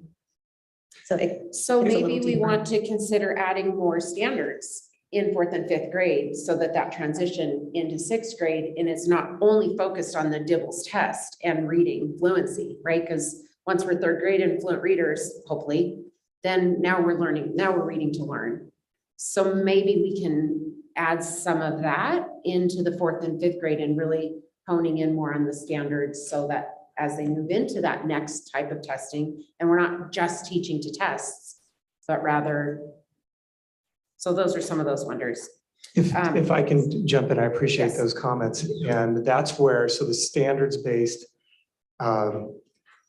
assessing the standards, we have other assessments the teachers are using. This is a snapshot, right? Dibbles is a snapshot of fluency and accuracy. But this is where our end of the year state testing results will be very helpful, because that's on all of the standards as well the way Iready is. Iready reflects more of what the state test is. Right. So definitely our elementary teachers are using more than just this, as I know you know, to assess our students' progress. But for us to get a snapshot district-wide, this assessment allows us to do that. The other thing I would mention too is that, and I know Dr. Irvis can speak to this, that for the first time now, this formative data coming out of 5th grade is now in the hands of 6th grade teachers by student, by name, by need. They start the year with this data. Their principals have it. They reflect on it with their teachers. So there's no wasted time. This tool has never been in place before, where now 6th grade can have that starting the year, both Iready and Dibbles. So that's a really exciting thing that they can hit the ground running in 6th grade, and they already know these students. Yes, agreed. I just am looking at that transition and what we can do to help bridge that. So I think whatever we can do to help bridge that, I'd love to see that happen so that we grab some of those standards and make sure that that is bridging and stepping in a more fluid way. And then on the high school point, and success there in the Ds and Fs and what we're looking for to get out of that range, obviously. And we know it's tied to how involved or connected students feel to their high school and to their school community. And are they in a sport? Are they in a drama? Are they in service clubs? Are they in, so maybe that's something that we could consider, is try to grab some of the RD and F students and help them find a group that they could be in a club or something. I don't know. That was just my thought on that one. Thank you. Trustee Castellanos, did you have a question? Yeah, just a couple of comments. So for me, Dibbles is more of an indicator, right? It identifies who in the room is going to struggle, right? It's not really giving you a set of standards per se that you're trying to work on. Whereas Iready, so you have to be careful when you're comparing assessments, right? Because they are measuring very different things. Iready is when we're actually looking at every single standard in the room or at that grade level, and then those standards are being assessed. And it's difficult when you look at a district and you look at Iready scores and they're mapped out like this. Of course, you see the students that are in our one grade level, 2 grade levels below. And so that's concerning, right? Those are your intensive students that we're always trying to move that ship. And I compare it to a puzzle oftentimes when I speak, and every single piece of the puzzle has to fit together in order to kind of make everything work for them as a kid. But when you look at Iready, be careful, because I think it's important to note when I look at we don't use Iready, but a different assessment, but same type progress monitoring tool. You want to look at you really look at individual students, right? Because when teachers are looking at their class list, this is why it's so important that this has now come to fruition in our district, because this is just beginning, really, truly. We didn't even have this when my kiddos were in elementary school, and just started, mine are now out of middle, but it just started when she was ending middle school. So this is really just a beginning. We're just starting at the beginning of this journey. But for teachers, it's identifying those students that are struggling in specific standards, right? And then it's creating a map for them. And it creates a map for parents, which is so key. So then you look at that student and you're like, well, they are in the red band or they are struggling. But the test, Iready, I'm assuming I'm not as familiar with Iready with other assessments, but it creates a band of movement for them where their progress continues to go up. Now, at the end of the year, right? And we look at them in a big picture as a district whole, and we're like, well, they're still here in 3+ grade levels below it, let's say an 8th grade student. But when you actually look at them individually, they made 2 years of growth within that single year, right? Because we've identified them here, and then, as a teacher and that school site breaks that data down and works with those individual students. So do we have a long way to go? Yes. And is the ship really big? Yes. And I always say, I feel like sometimes we're in mud, not in water, right? And it's a very slow turn of trying to get any movement to where we really want them to be, is to be successful when they transition and go on to the next grade level. A key for me, I'm often asked, why do you teach TK? Well, one reason I teach TK is because I get to be the first person when they walk in the door. And I get to erase all gaps. And that makes me, that fulfills something in me where I'm like, yes, I've got this group and nobody leaves me in the red band. So it allows me to have an opportunity with the littles, because I know, right, as you all know, as educators have been in the system many, many years, that those red band kids continue to move on to the next level. And we can never figure out, like, how do we get them into, how do we get them to strategic? How do we get them into core, right? The idea is to get them into core. Truly, and I'll talk about this later tonight, is one of the reasons I pulled an item off consent, is like, wow, the power of early ed and what differentiation can make in literacy when we're doing it at the early level. Because by the time we get to middle school and high school, the ship is, it's very, very, very difficult. So anyway, that's just some comments I had about I do appreciate it. I love data. And I think it's the only way we can grow as a district. So thank you for all your work on it. Trustee Jones? Just want to go back on something Trustee Davis said, because you started to sing my song and I'm gonna sing it a little more. Every parent that I meet, I say the same thing to, and that is elementary school is like a family, middle school is like a neighborhood, but high school is like a town.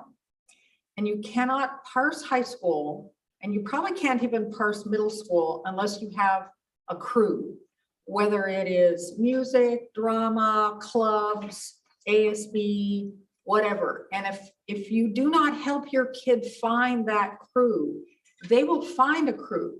It may not be a crew that you like. And I think that, you know, whenever I say this, I get this like look of like wonderment and shock. No one ever said it to me. And I think we need to be engaging our PTAs, PK, the teachers at back to school night, to be saying this to parents, maybe already in 5th grade, certainly in middle school, and absolutely in high school, because that is the difference between being engaged and being happy and liking school, or tolerating school and not doing well and maybe not even finishing. I just think parents need to know how important it is that kids have a crew, a way that they feel like they belong, a group of friends, club, whatever. Anyway, I hope that we will talk to our PTAs and again, PK and teachers of back to school about just saying this, because I don't think most parents know. I didn't know. And it makes a difference. Thanks. Trustee Belikas? I'm sorry, I'm laughing to myself, because when my kids were in high school, what was the message that the different teachers, administrators said? When you get to college, join something, because it's a really big place on a college campus and you can feel lonely, but join a club, join a sport. It's the same thing. It's that human interaction, belonging, and those who are engaged are probably better students. And so it carries on beyond secondary. I have one question, and this is backing up to even before the K1, 2, 3, 4, 5. It's on the slide number 6, that one. Okay, just for clarification, the percentages here are students that tested at grade level. Is that what this is? Yes, so these are the percentages of students at grade level or above in the standardized tests on the 1920 year, which was our last Oh, so, and that was, we did not, pre-COVID. we did not test in 21 or 22. Is that correct? we used formative assessment tools because the state allowed the option to, and that's why Iready started to be used in the. So we didn't, so we did do CASP testing this previous May. And that's what you said, we won't get our results until the end of summer. That's correct. So we've returned to CASP testing this past April, May. Grades 3 through 8 and 11 all took the test for the first time since the pre-COVID 19-20 year. And we'll have the results to be able to share with trustees later this summer. So the goals for, 22-23 is this coming year. So we have this kind of, we're going to get results sometime late summer. That'll be the in-between that says. Exactly. And we thought because of the, the learning recovery coming out of the pandemic, we would set a 2-year goal as opposed to a 1-year goal with the standardized tests. Okay, I just wanted to make sure I understood what the numbers were. And all of my other questions actually were answered by questions from other trustees. So, because I was having a hard time relating the DIBELS to the Iready as far as grade level, not grade level, intensive, not intensive. But thank you, trustees, for your questions. One more, just on to Trustee Castellanos' point, that transition. So yes, this is DIBELS and this is Iready. Yes, they're completely different, but I just think it's really, really important that we grab those pieces so that we don't have a gap from 20%, 2 or 3 or 1 grade level below to 54% starting. Again, like you said, they're testing different things, but I do think that, but yet it's still a point. Concern. It's still a starting point. It's still a starting point. It's not comparing, Trustee Castellanos, it's not comparing. It's just that we're at a starting point at 54% that are 1 or 2 or 3 grade levels below starting sixth grade. So that bridge is critical, that bridge from elementary to middle. I think that was part of our summer program too, was it not? Getting kids that were struggling in 5th grade. That's correct. We have middle school, summer school program options for kids. We have elementary summer school options for students. We'll continue to do that. Superintendent, did you have a comment you wanted to make in between there? It was addressed, actually. I was going to make a very similar comment to Trustee Castellanos. Okay, thank you. Okay, thank you very much. I love the actual academic stuff we get to address, and yeah. We are on to 13A3, which is a declaration of need for fully qualified educators. This is Bob Presby. Thank you, President McNicholas, trustees, and Superintendent Vital-Brulti. This is the annual declaration of the need for fully qualified educators. This declaration allows a school district to hire interns, emergency credentials, or waivers in the event that a particular recruitment does not have enough successful applicants. Staff recommends approval. Do we have any speakers on this one? We have no more speakers for the remainder. Oh, okay. All right, trustees, any questions or comments? I'll move approval. I'll second. They moved by Trustee Jones, second by Trustee Hanachek. All in favor say aye. Aye. All opposed say no. Trustee Davis left the dais briefly, so it is a 5-0-1 approval. We are on to 13A4, board action to adopt the district's initial proposal to Capistrano Unified Education Association for 2022-2023 and negotiations. This is Mr. Presby again, Dr. Presby. Thank you, President McNicholas. This is the follow-up to the public hearing we heard earlier. Staff recommends adoption of the initial proposals of CUEA and CUSD. This is a requirement prior to us coming to any conclusion of negotiations. Staff recommends approval. Questions, comments from trustees? And Trustee Hanachek. Yes, I would move approval. Second. Okay, moved by Trustee Hanachek, second by Trustee Bullicus. Sorry, you're not fast enough. Okay. All in favor say aye. All opposed say no. Passes 5-0-1. Trustee Davis left the dais briefly. Okay, we are on to 13A5. Board action to adopt district's initial proposal to for General Truck Drivers Office Food and Warehouse Union Teamsters Local 952 for the 2022-2023 negotiations. Mr. Presby again. Thank you, President Nicholas. Again, this is our follow-up to the public hearing we had earlier. This is the sunshine proposal for the Teamsters Local and CUSD. This is part of the sunshining requirement prior to us coming to an agreement through negotiations. Staff recommends approval. Trustees, any questions or comments? Move approval? Second. Moved by Trustee Jones, second by Trustee Bolkus. Trustee Hadachek, do you have a question? No, I was. Okay, all right, you were fast on your button there, okay, all right. I'm sorry, moved by Trustee Jones, second by Trustee Bolkus. All in favor say aye. Aye. Opposed say no. It passes 501 with Trustee Davis left the dais. Okay, we are on to item 13A6.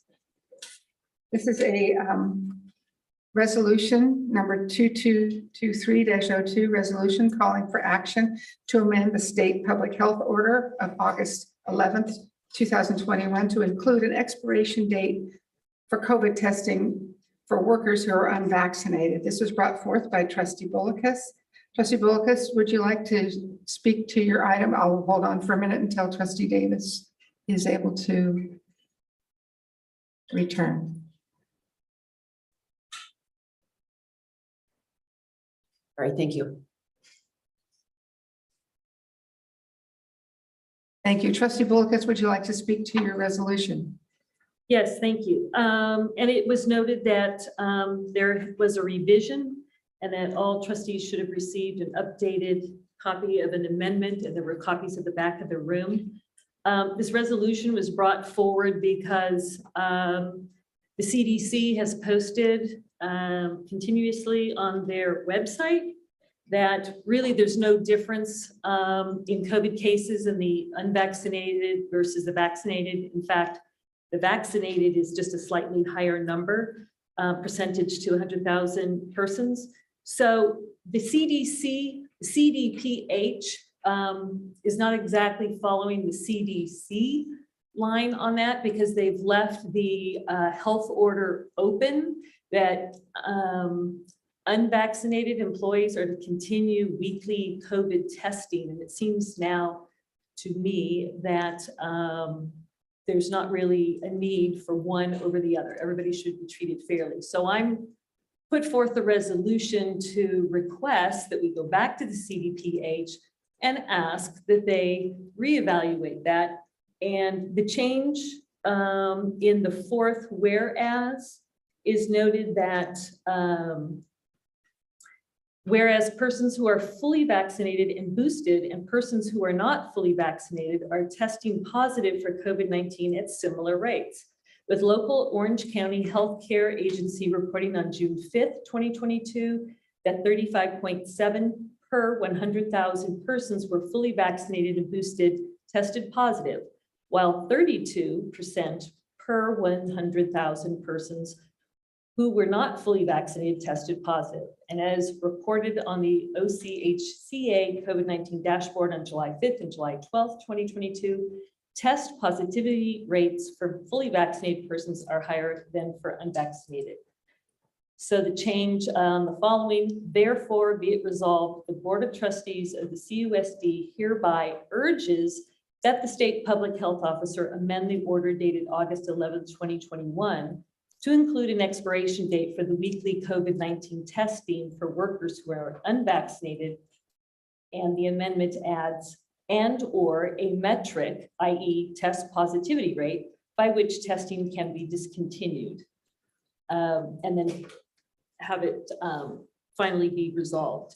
So I'm asking for my colleagues to put forth this resolution to request that the weekly testing be have an end date and that all people, vaccinated or unvaccinated, are treated fairly in terms of any mitigation of COVID-19 in the future. Thank you. Trustee Jones? I have an extremely small suggestion on this. When the amendment was made, the title was not changed. because it says to include an expiration date. And I think perhaps what we want is an expiration metric or date, or perhaps expiration condition or date. So I should be more clear. Resolution number, calling for action to amend state public health officer order dated August, to include an expiration metric or date for COVID-19 testing, or an expiration condition or date, just to be in concurrence with the change that was made in the text. Either one, I don't care. That makes sense to me in terms of the title being. Me as well. Like metric, okay, I'm fine with that. Metric or date. Okay. So Would move it between the without- word, I would move it without addition. okay, between the word expiration and date in the third line of the title, we would insert the words metric or. Yes. Okay. I have one more question. Trustee Hayes, do you got that? Have that? Staff member Hayes. What? Staff member Hayes. Oh, I'm sorry. Mrs. Hayes, did I call you trustee? Okay, how about Dr. Hayes? Would that work? No. Okay. Mrs. Hayes.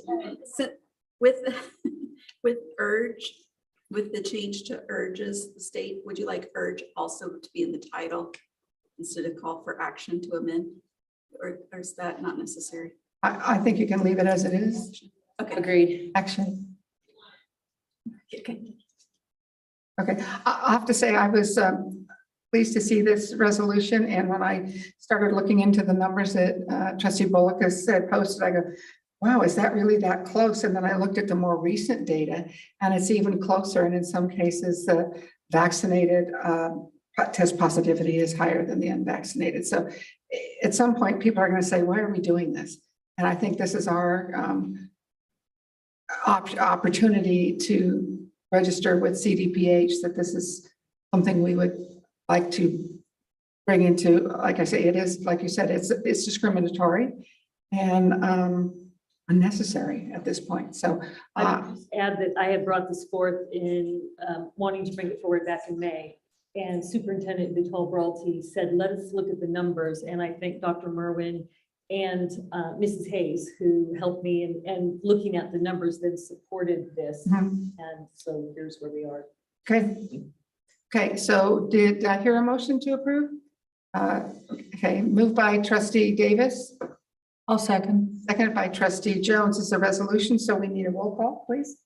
I just, sorry, I just want to make sure you know what you're voting on, that you're inserting metric or, that's the resolution. Trustee Bullockis. Aye. Trustee Castellanos. Nay. Trustee Davis. Aye. Trustee Hanachek. Nay. Trustee Jones. Aye. Trustee McNicholas. Aye. Motion passes 4-2. Okay.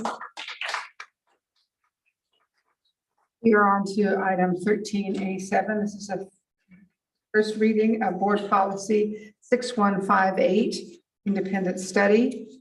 And this is Dr. Merwin and Jolene Doherty, right?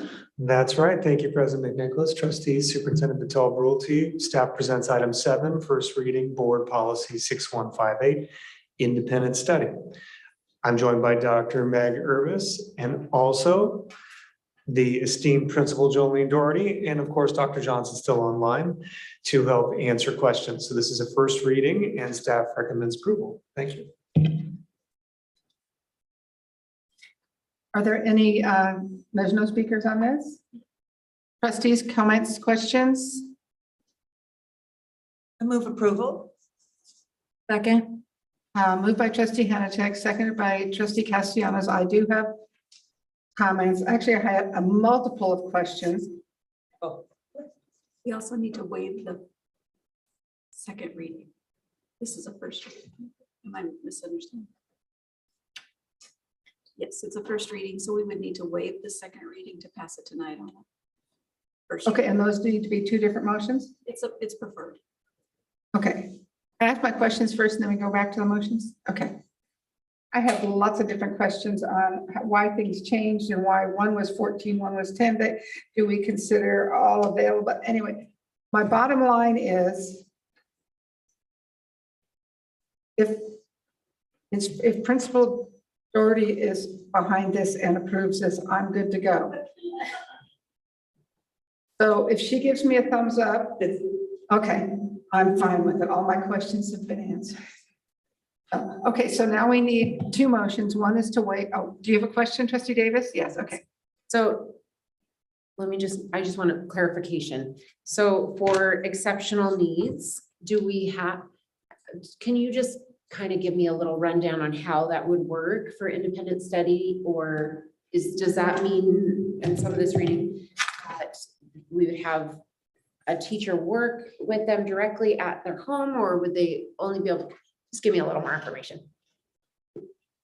Thank you for your questions. As far as special education students, it does not change what we're currently doing. This is just codified in law by the state now, so it doesn't change what we do here in Capstrong Unified. So currently, if a student wants to do independent study and has an IEP, they just contact us and we hold an IEP meeting, and then we determine if it's an appropriate placement for them and if we can support them. So the IEP team determines what that placement looks like and what the support services are. Thank you. One more question. All right, my son doesn't have the mic.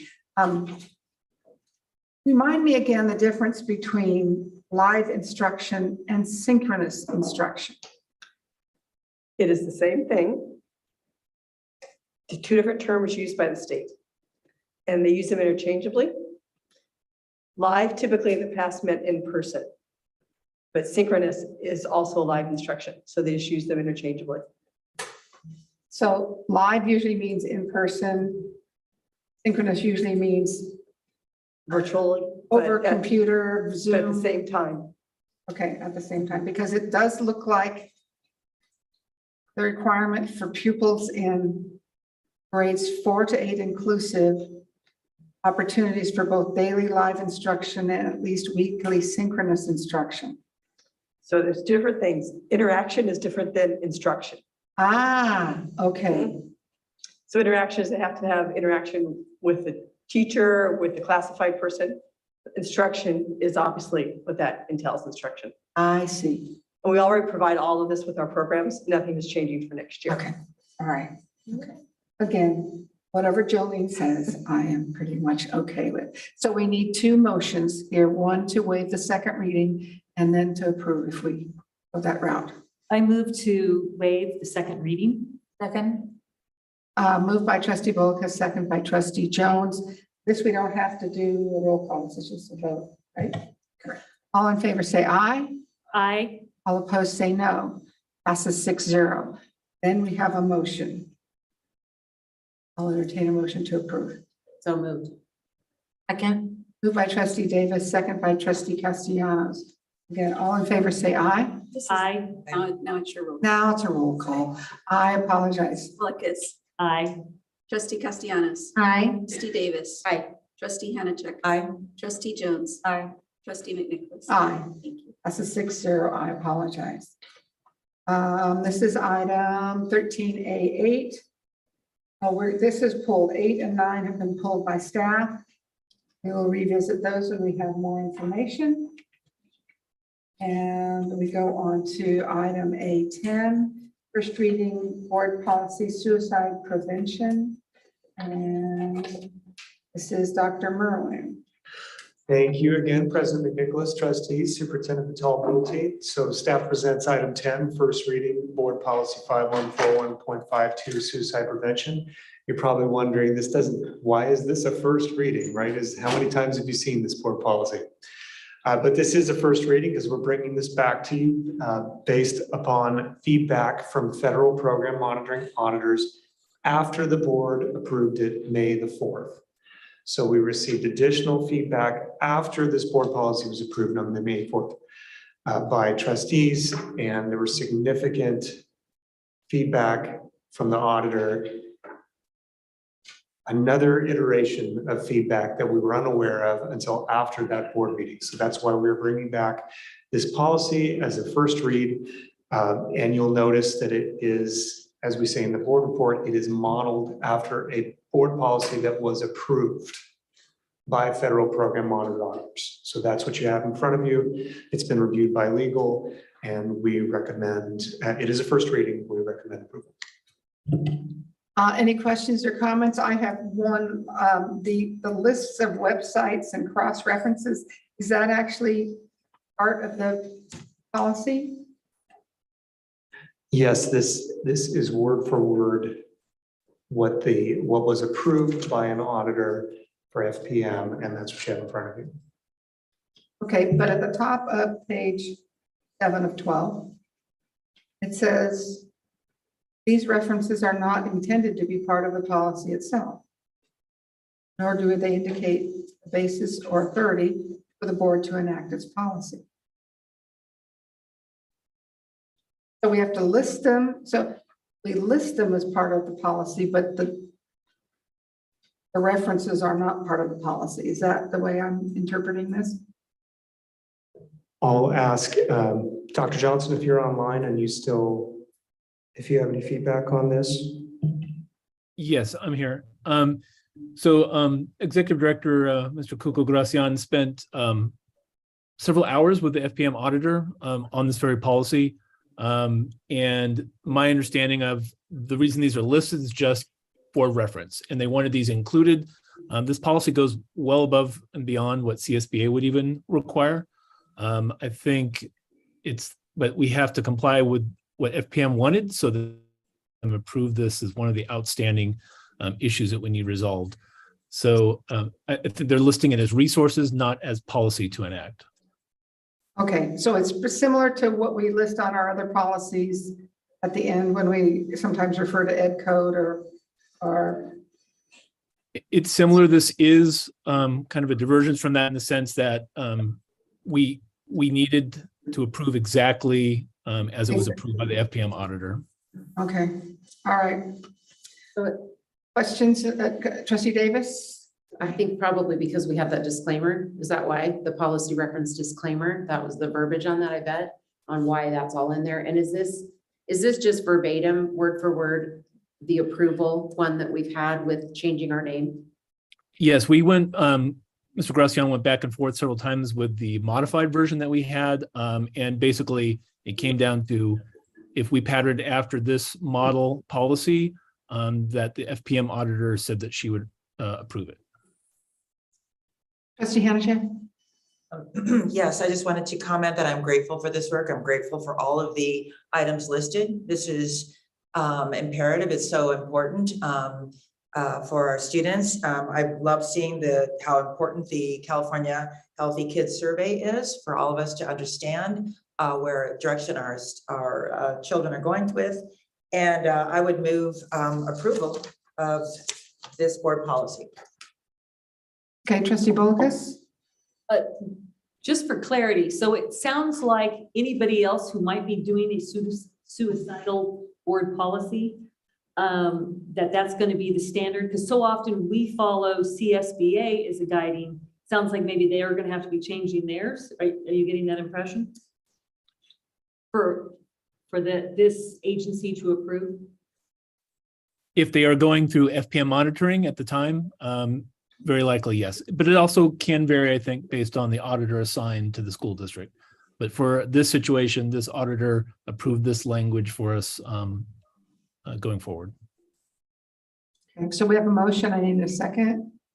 Well, either way, but I'd like to maybe vote on this, and then can we waive second reading? Can we have another motion afterwards to waive second reading? I think we can. Okay, so Trustee Hanachek, is that okay? We withdraw that. Okay, so we would have to do that again, unless there are any other questions. Last chance to ask a question. Okay, then I need a motion to waive second reading. No, we have to do the motion to waive the second reading. Motion to waive the second reading? Let's do that on the other one. Okay, there's a motion to waive the second reading. Second, motion by Trustee Bolkus, second by Trustee Davis. All in favor say aye. Aye. All opposed say no. Passes 6-0. Now, Trustee Hanachek, would you like to make your motion again? Yes, I'd make a motion to pass the board policy. I already turned the page, sorry, 5141-52. Second. A motion by Trustee Hanachek, second by Trustee Bolkus. This is a roll call. Trustee Bolkus. Aye. Trustee Castellanos. Aye. Trustee Davis. Aye. Trustee Hanachek. Aye. Trustee Jones. Aye. Trustee Nicholas. Aye. Motion passes 6-0. We are on item 13A11, first reading, Board Policy 9250, remuneration, reimbursement, and other benefits. This is Mr. Hampton, I believe. Thank you, President McNicholas. This item updates the policy to conform with CSBA standards and provides for stipend adjustments, expense reimbursement, and clarifies health benefits as authorized by Education Code 35120. Changes are underlined and deletions struck through. So this is the first reading. Okay, trustees, do you have any questions or comments? It will go through the same process. If you want to approve it, we need to waive second reading. I move to waive second reading. Second. Motion by trustee Hanachek, second by trustee Castellanos. All in favor say aye. Aye. All opposed say no. Passes 6-0. Now I'll entertain a motion to pass the policy. Motion to approve the policy, policy 9250. Second. Moved by trustee Bolus, second by trustee Castellanos. It should be a roll call vote. Trustee Bolus. Aye. Trustee Castellanos. Aye. Trustee Davis. Aye. Trustee Hanachek. Aye. Trustee Jones. Aye. Trustee Nicholas. Aye. Passes 6-0. We now go back to the consent items that were pulled. Pardon me, President McNicholas, I just have a quick point of order. It would really make more sense on these to pass the policy first and then waive second reading, because you don't know if you're going to get unanimous vote, which is what we need to have. You have a good point. I was just following directions by our board operations manager. Well, she was nodding something differently to me, but that's okay. I do believe you need to waive first. I'll check my notes. Okay, all right. All right. So in the future, Mrs. Hayes will clarify for future reference. Is that acceptable to the board? Okay, good. Okay, we're going to go back to our consent items, which were 12B8, 12B9, and 12C9.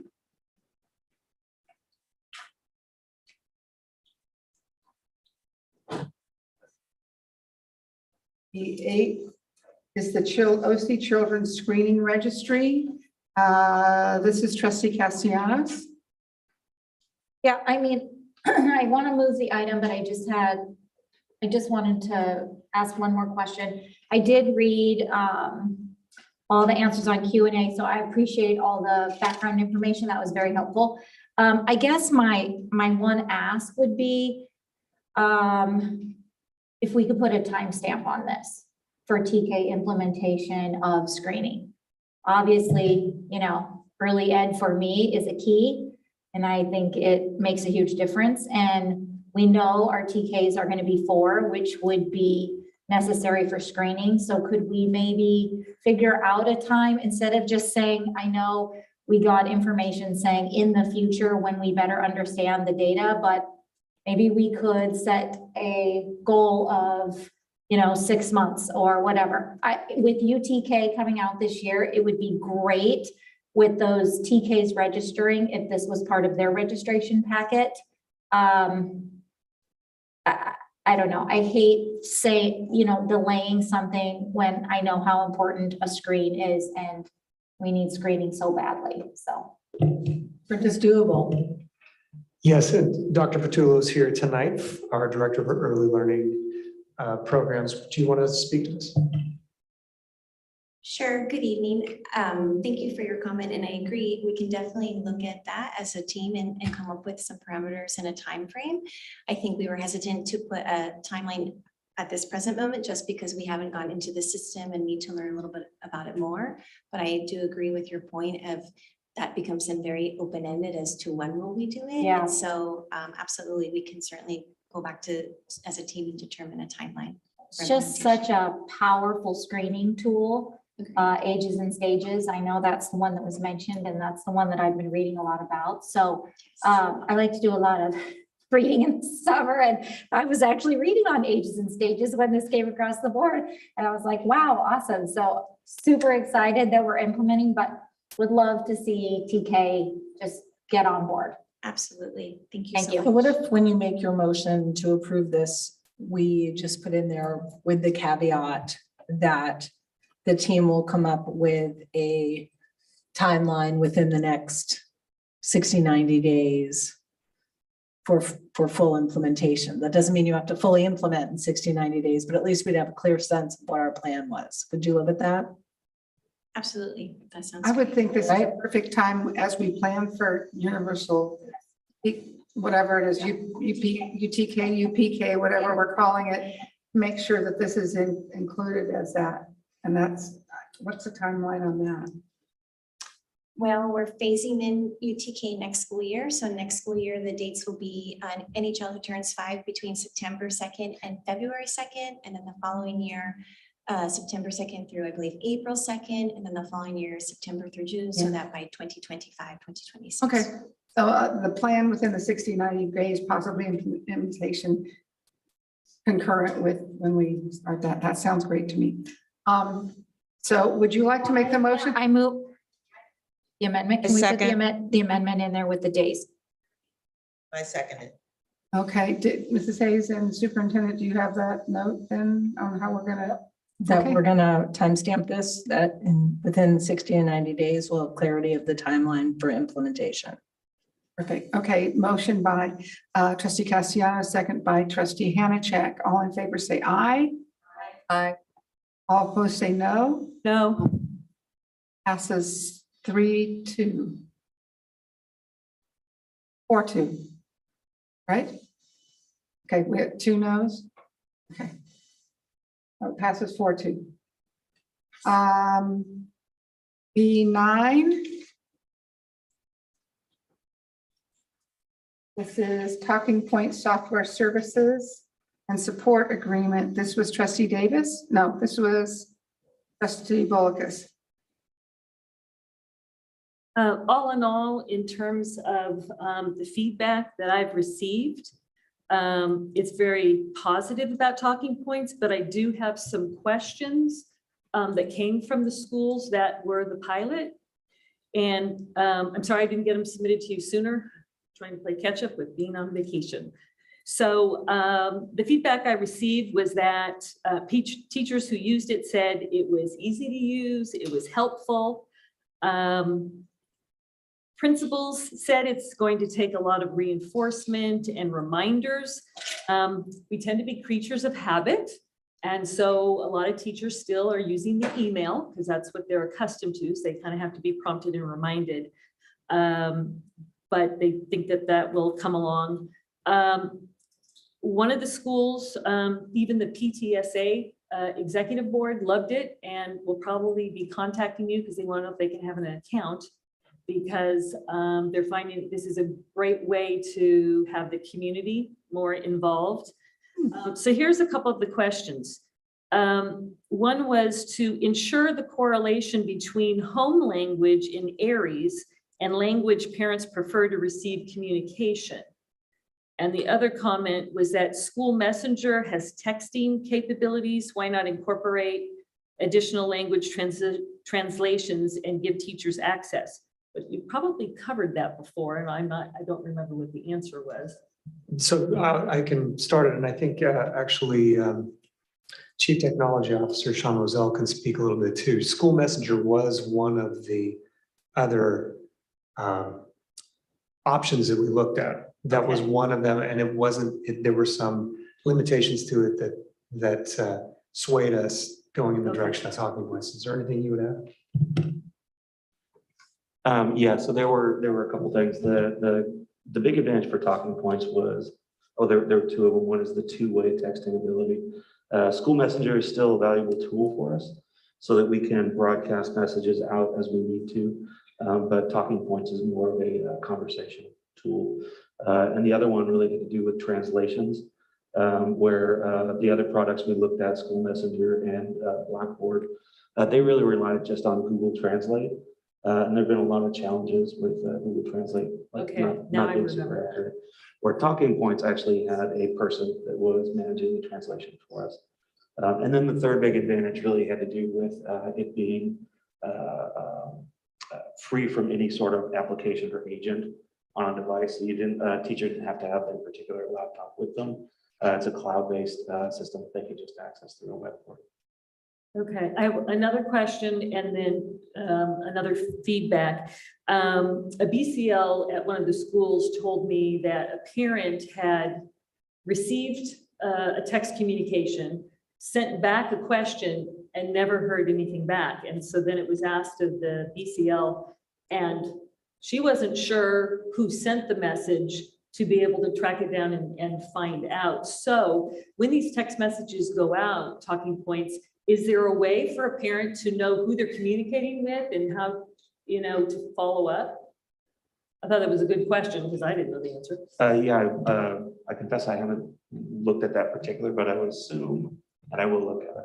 When I that can, there's a source address on every packet received. yeah, that it's the teacher texting the parent, and that it's identified as the teacher sending the text, so that they would know who sent it. Okay. So what you're saying is that it would have a teacher's name.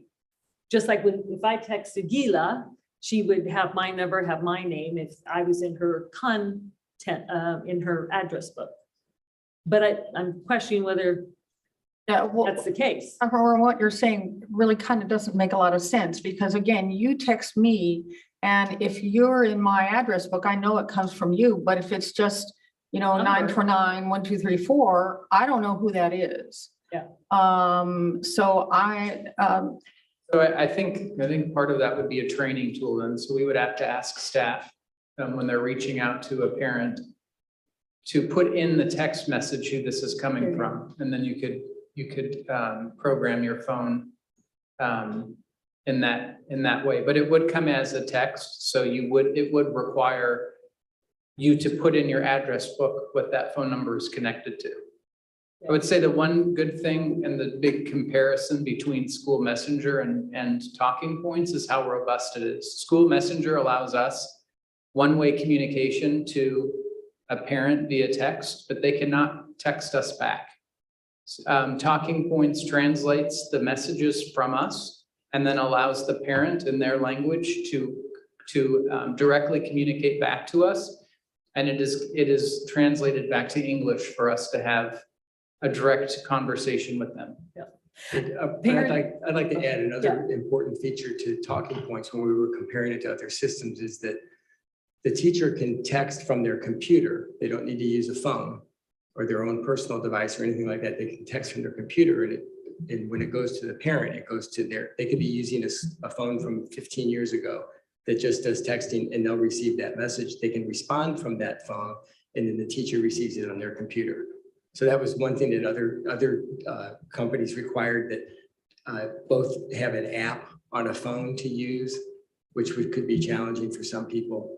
And so the Talking Points kind of met all the criteria that we needed to meet everybody's needs that would be using the system. Well, I really appreciated that all of the schools that were in the test pilot were in Mission Viejo. So I made a concerted effort to speak with those principals. So I just want to add, parents have responded that receiving short texts are preferable than retrieving messages from emails. And then the last thing was from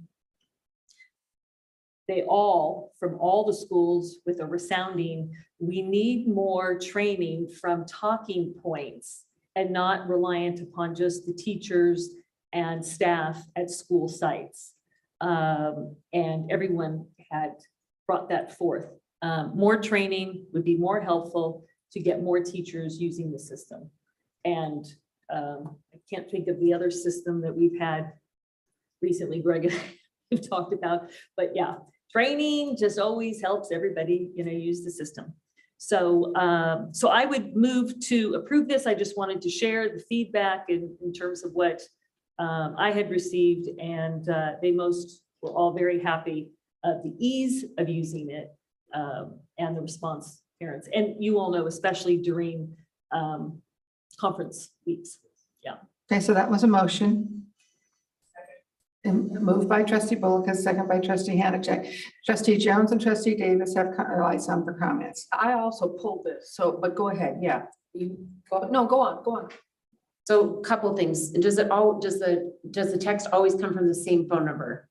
So if a teacher texts from their computer or from their phone, does it always come from the same phone number so that they could actually save it? Or is it a new generated text every time? We would have to look into that further. We're not certain. Okay, and then have we spoke with, I mean, we spend a lot of money with School Messenger. Have we spoke with them about seeing if they have a two-way texting or if they're working on that or if, okay, and what their translation capabilities are? The translation specifically for talking points is actually at this point live people looking at messages and helping to tweak the translations to make them as perfect as possible. I think as Mr. Roselle mentioned, School Messenger is using Google Translate. And again, the biggest difference from that one is that parents don't have access to text back to a staff member. So they would have to react through email or a phone call in order to do that. And have we spoke with School Messenger about those exact 2 points, if they've considered moving into a live person, looking at messages and looking at that translation piece and the texting back? So for the texting back part, they said it's part of their development pipeline. When we were initially looking at the software, like going on a year ago before the pilot, we haven't talked to them since then. Let's see. So I think to your point about when the teacher texts back, maybe at the whether or not it does come from the same number or not, maybe from your child's teacher, the teacher's name at the beginning of the text, because when you glance at a text, when it's junk, sometimes you just want to delete, right? So maybe especially if it's not coming from the same number, we can share that out to present that. And what do we have ongoing training happening with talking points? We have, Talking Points has a resource center on their website that provides how-to videos and links to frequently asked questions. And we'll make sure that gets shared with the sites so that they can have that as a resource. It's very comprehensive what they have on their website for training.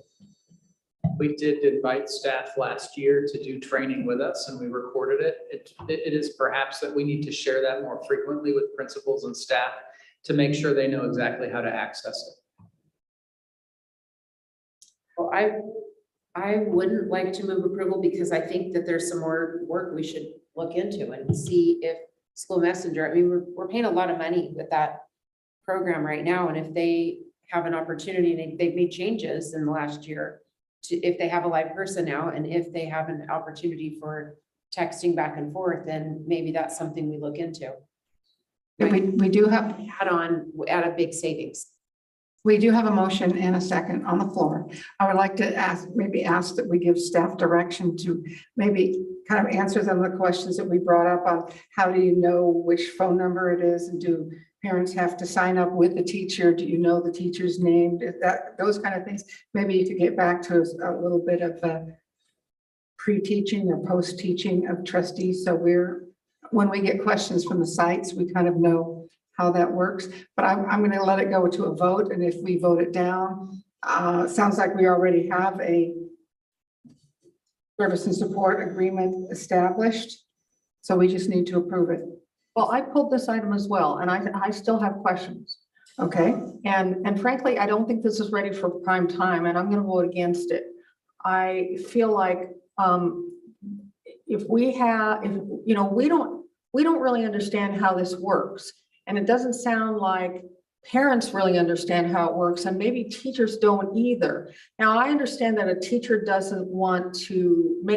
don't want to reveal their cell phone number to parents because they're afraid they're going to get called in the middle of the night and that kind of thing. So maybe this is preventing that. Maybe this is providing some other number, so it's coming from another number.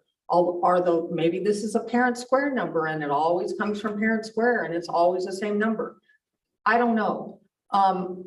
I feel like what Trustee Bullicus brought up, where It's not really being used that consistently. And, you know, I asked a question about training and was told training will be available if people want it. Well, no, that's not what I'm looking for. I think we need this. We need this feature. And believe me, as a person who used Google Translate a lot, it is a scary thing. I have seen things translated that are really, really, really wrong and sometimes offensive. So Google Translate is not okay. It's, you know, it's okay for a lot of what you do, but it's not acceptable. So School Messenger wouldn't make it. And of course, it's not two-way anyway. I think we need this or we need something, but I don't feel like the board is being told what we need to be told to decide whether or not we're gonna go full bore on this. I don't have the confidence that I think I need to vote for this tonight. I think what's come to light is if the training had, you know, the training could have resolved this, but teachers may be reluctant because, I mean, we can't answer that question. Why would they be able to answer that question? And to Trustee Jones's point, a teacher's not going to want to give out their cell number. They don't even know how what's being on the appearance. But they don't know what it is. Yeah, we don't know what it is. So I could share a little bit more, and I apologize for the confusion here.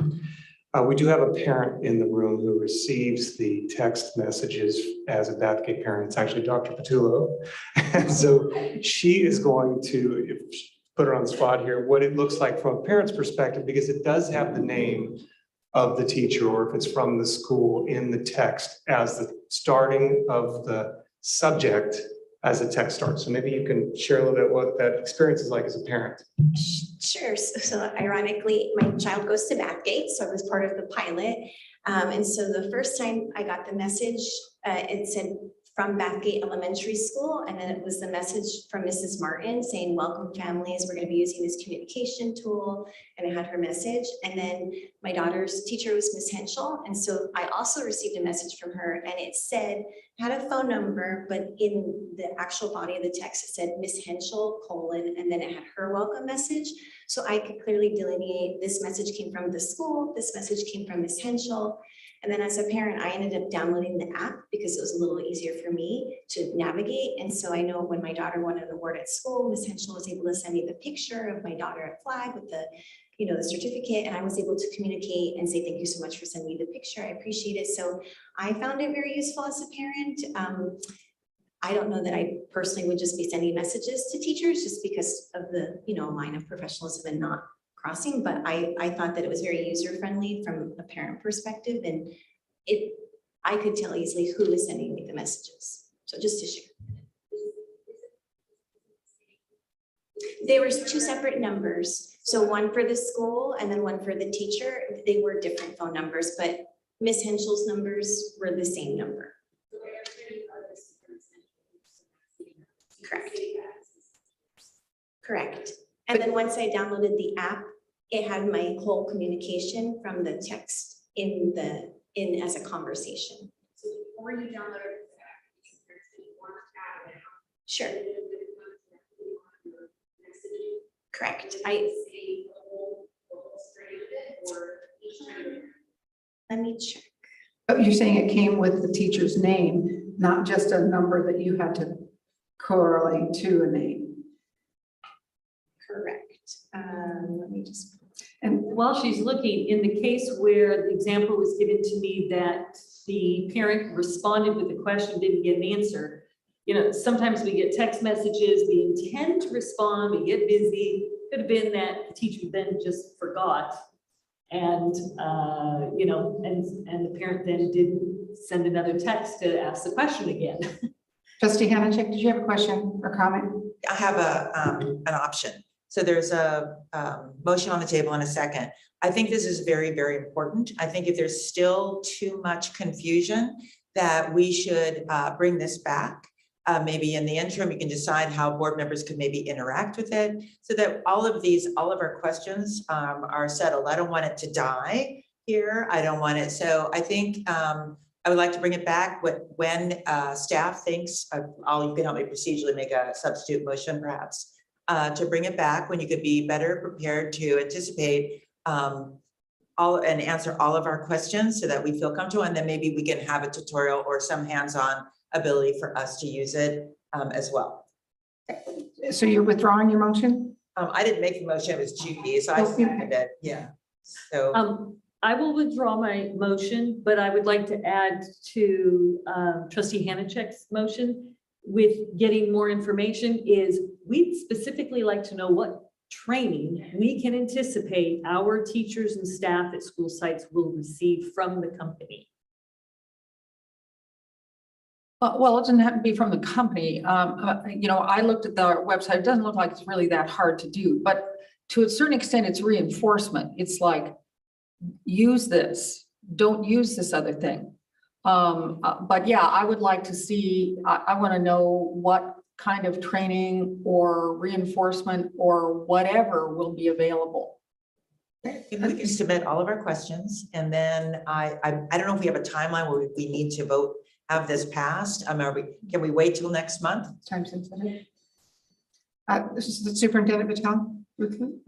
Well, so I appreciate Trustee Hanachek, what you said. I was going to say something very similar because I don't want to see this die. I actually deeply believe this is the right thing to do, especially for English learner and Title I families. And that was why we did it.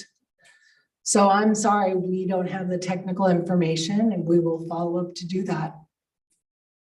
So do we need to, does this need to be approved tonight? Is there time sensitivity on this? No, we want to be able to roll it out to train and support teachers using it. And then we had a phased in plan for some of that. I just don't think any of those details came out this evening. So we will regroup, come back. I own this, we will fix it and come back with those details because I do not want to see this die. I think we all want School it. Messenger does not have the capability. I would not recommend going down that road. And for many of you who are bilingual, biliterate, you don't want to translate something wrong. It will totally go against the whole theory of action of why we did this. So we'll bring it back. So table it is what I think you should do, and we'll bring it back in August. Yes, I make a motion to table, unless you want to do it, Judy. That's always your, okay. Okay, so a motion to table the item, Judy seconded. Second. Okay, motion to table the item until the August board meeting by Hanachek, second by Trustee Bolikas. All in favor say aye. Aye. All opposed say no. Passes 6-0. Thank you for a good conversation. On to item 12C9. This was Trustee Davis, I believe.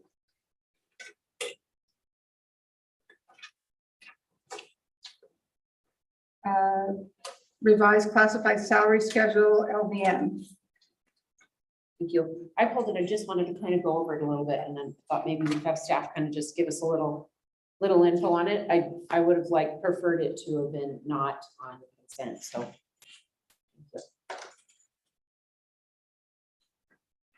So you have to. Okay. Like what? Are you asking a question or? Okay. Sure. In the past, especially during COVID, finding LVNs were very difficult. When we looked at, prior to me getting here, when the teams looked at salaries of LVNs in local districts, we realized our salaries were a little bit lower. So there was negotiated through an MOU to raise that rate in an attempt to fill our vacancies. We currently have 21 vacant LVN positions. So when we use contracted help, when we're not able to find a substitute or a vacancy, it's quite more expensive. And that's why you see the price range in whether it would be a cost or a savings would really depend on our recruiting efforts to fill these positions. This is one of our first steps into fill LVNs.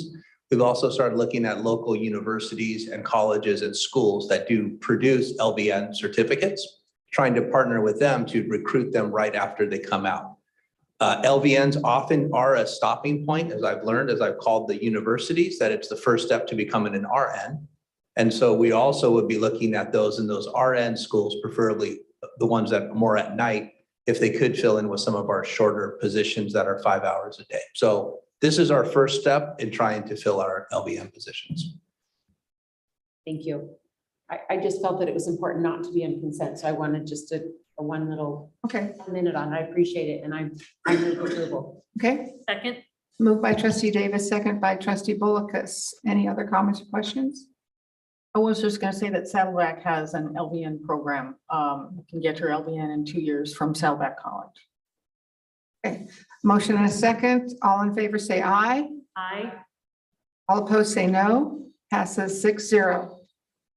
I believe that's the end of our agenda. I will entertain a motion to adjourn. Motion to adjourn? Second. Motion by trustee Bolus, second by trustee Hanachek. All in favor, say aye. Aye. All opposed, say no. Passes 6-0.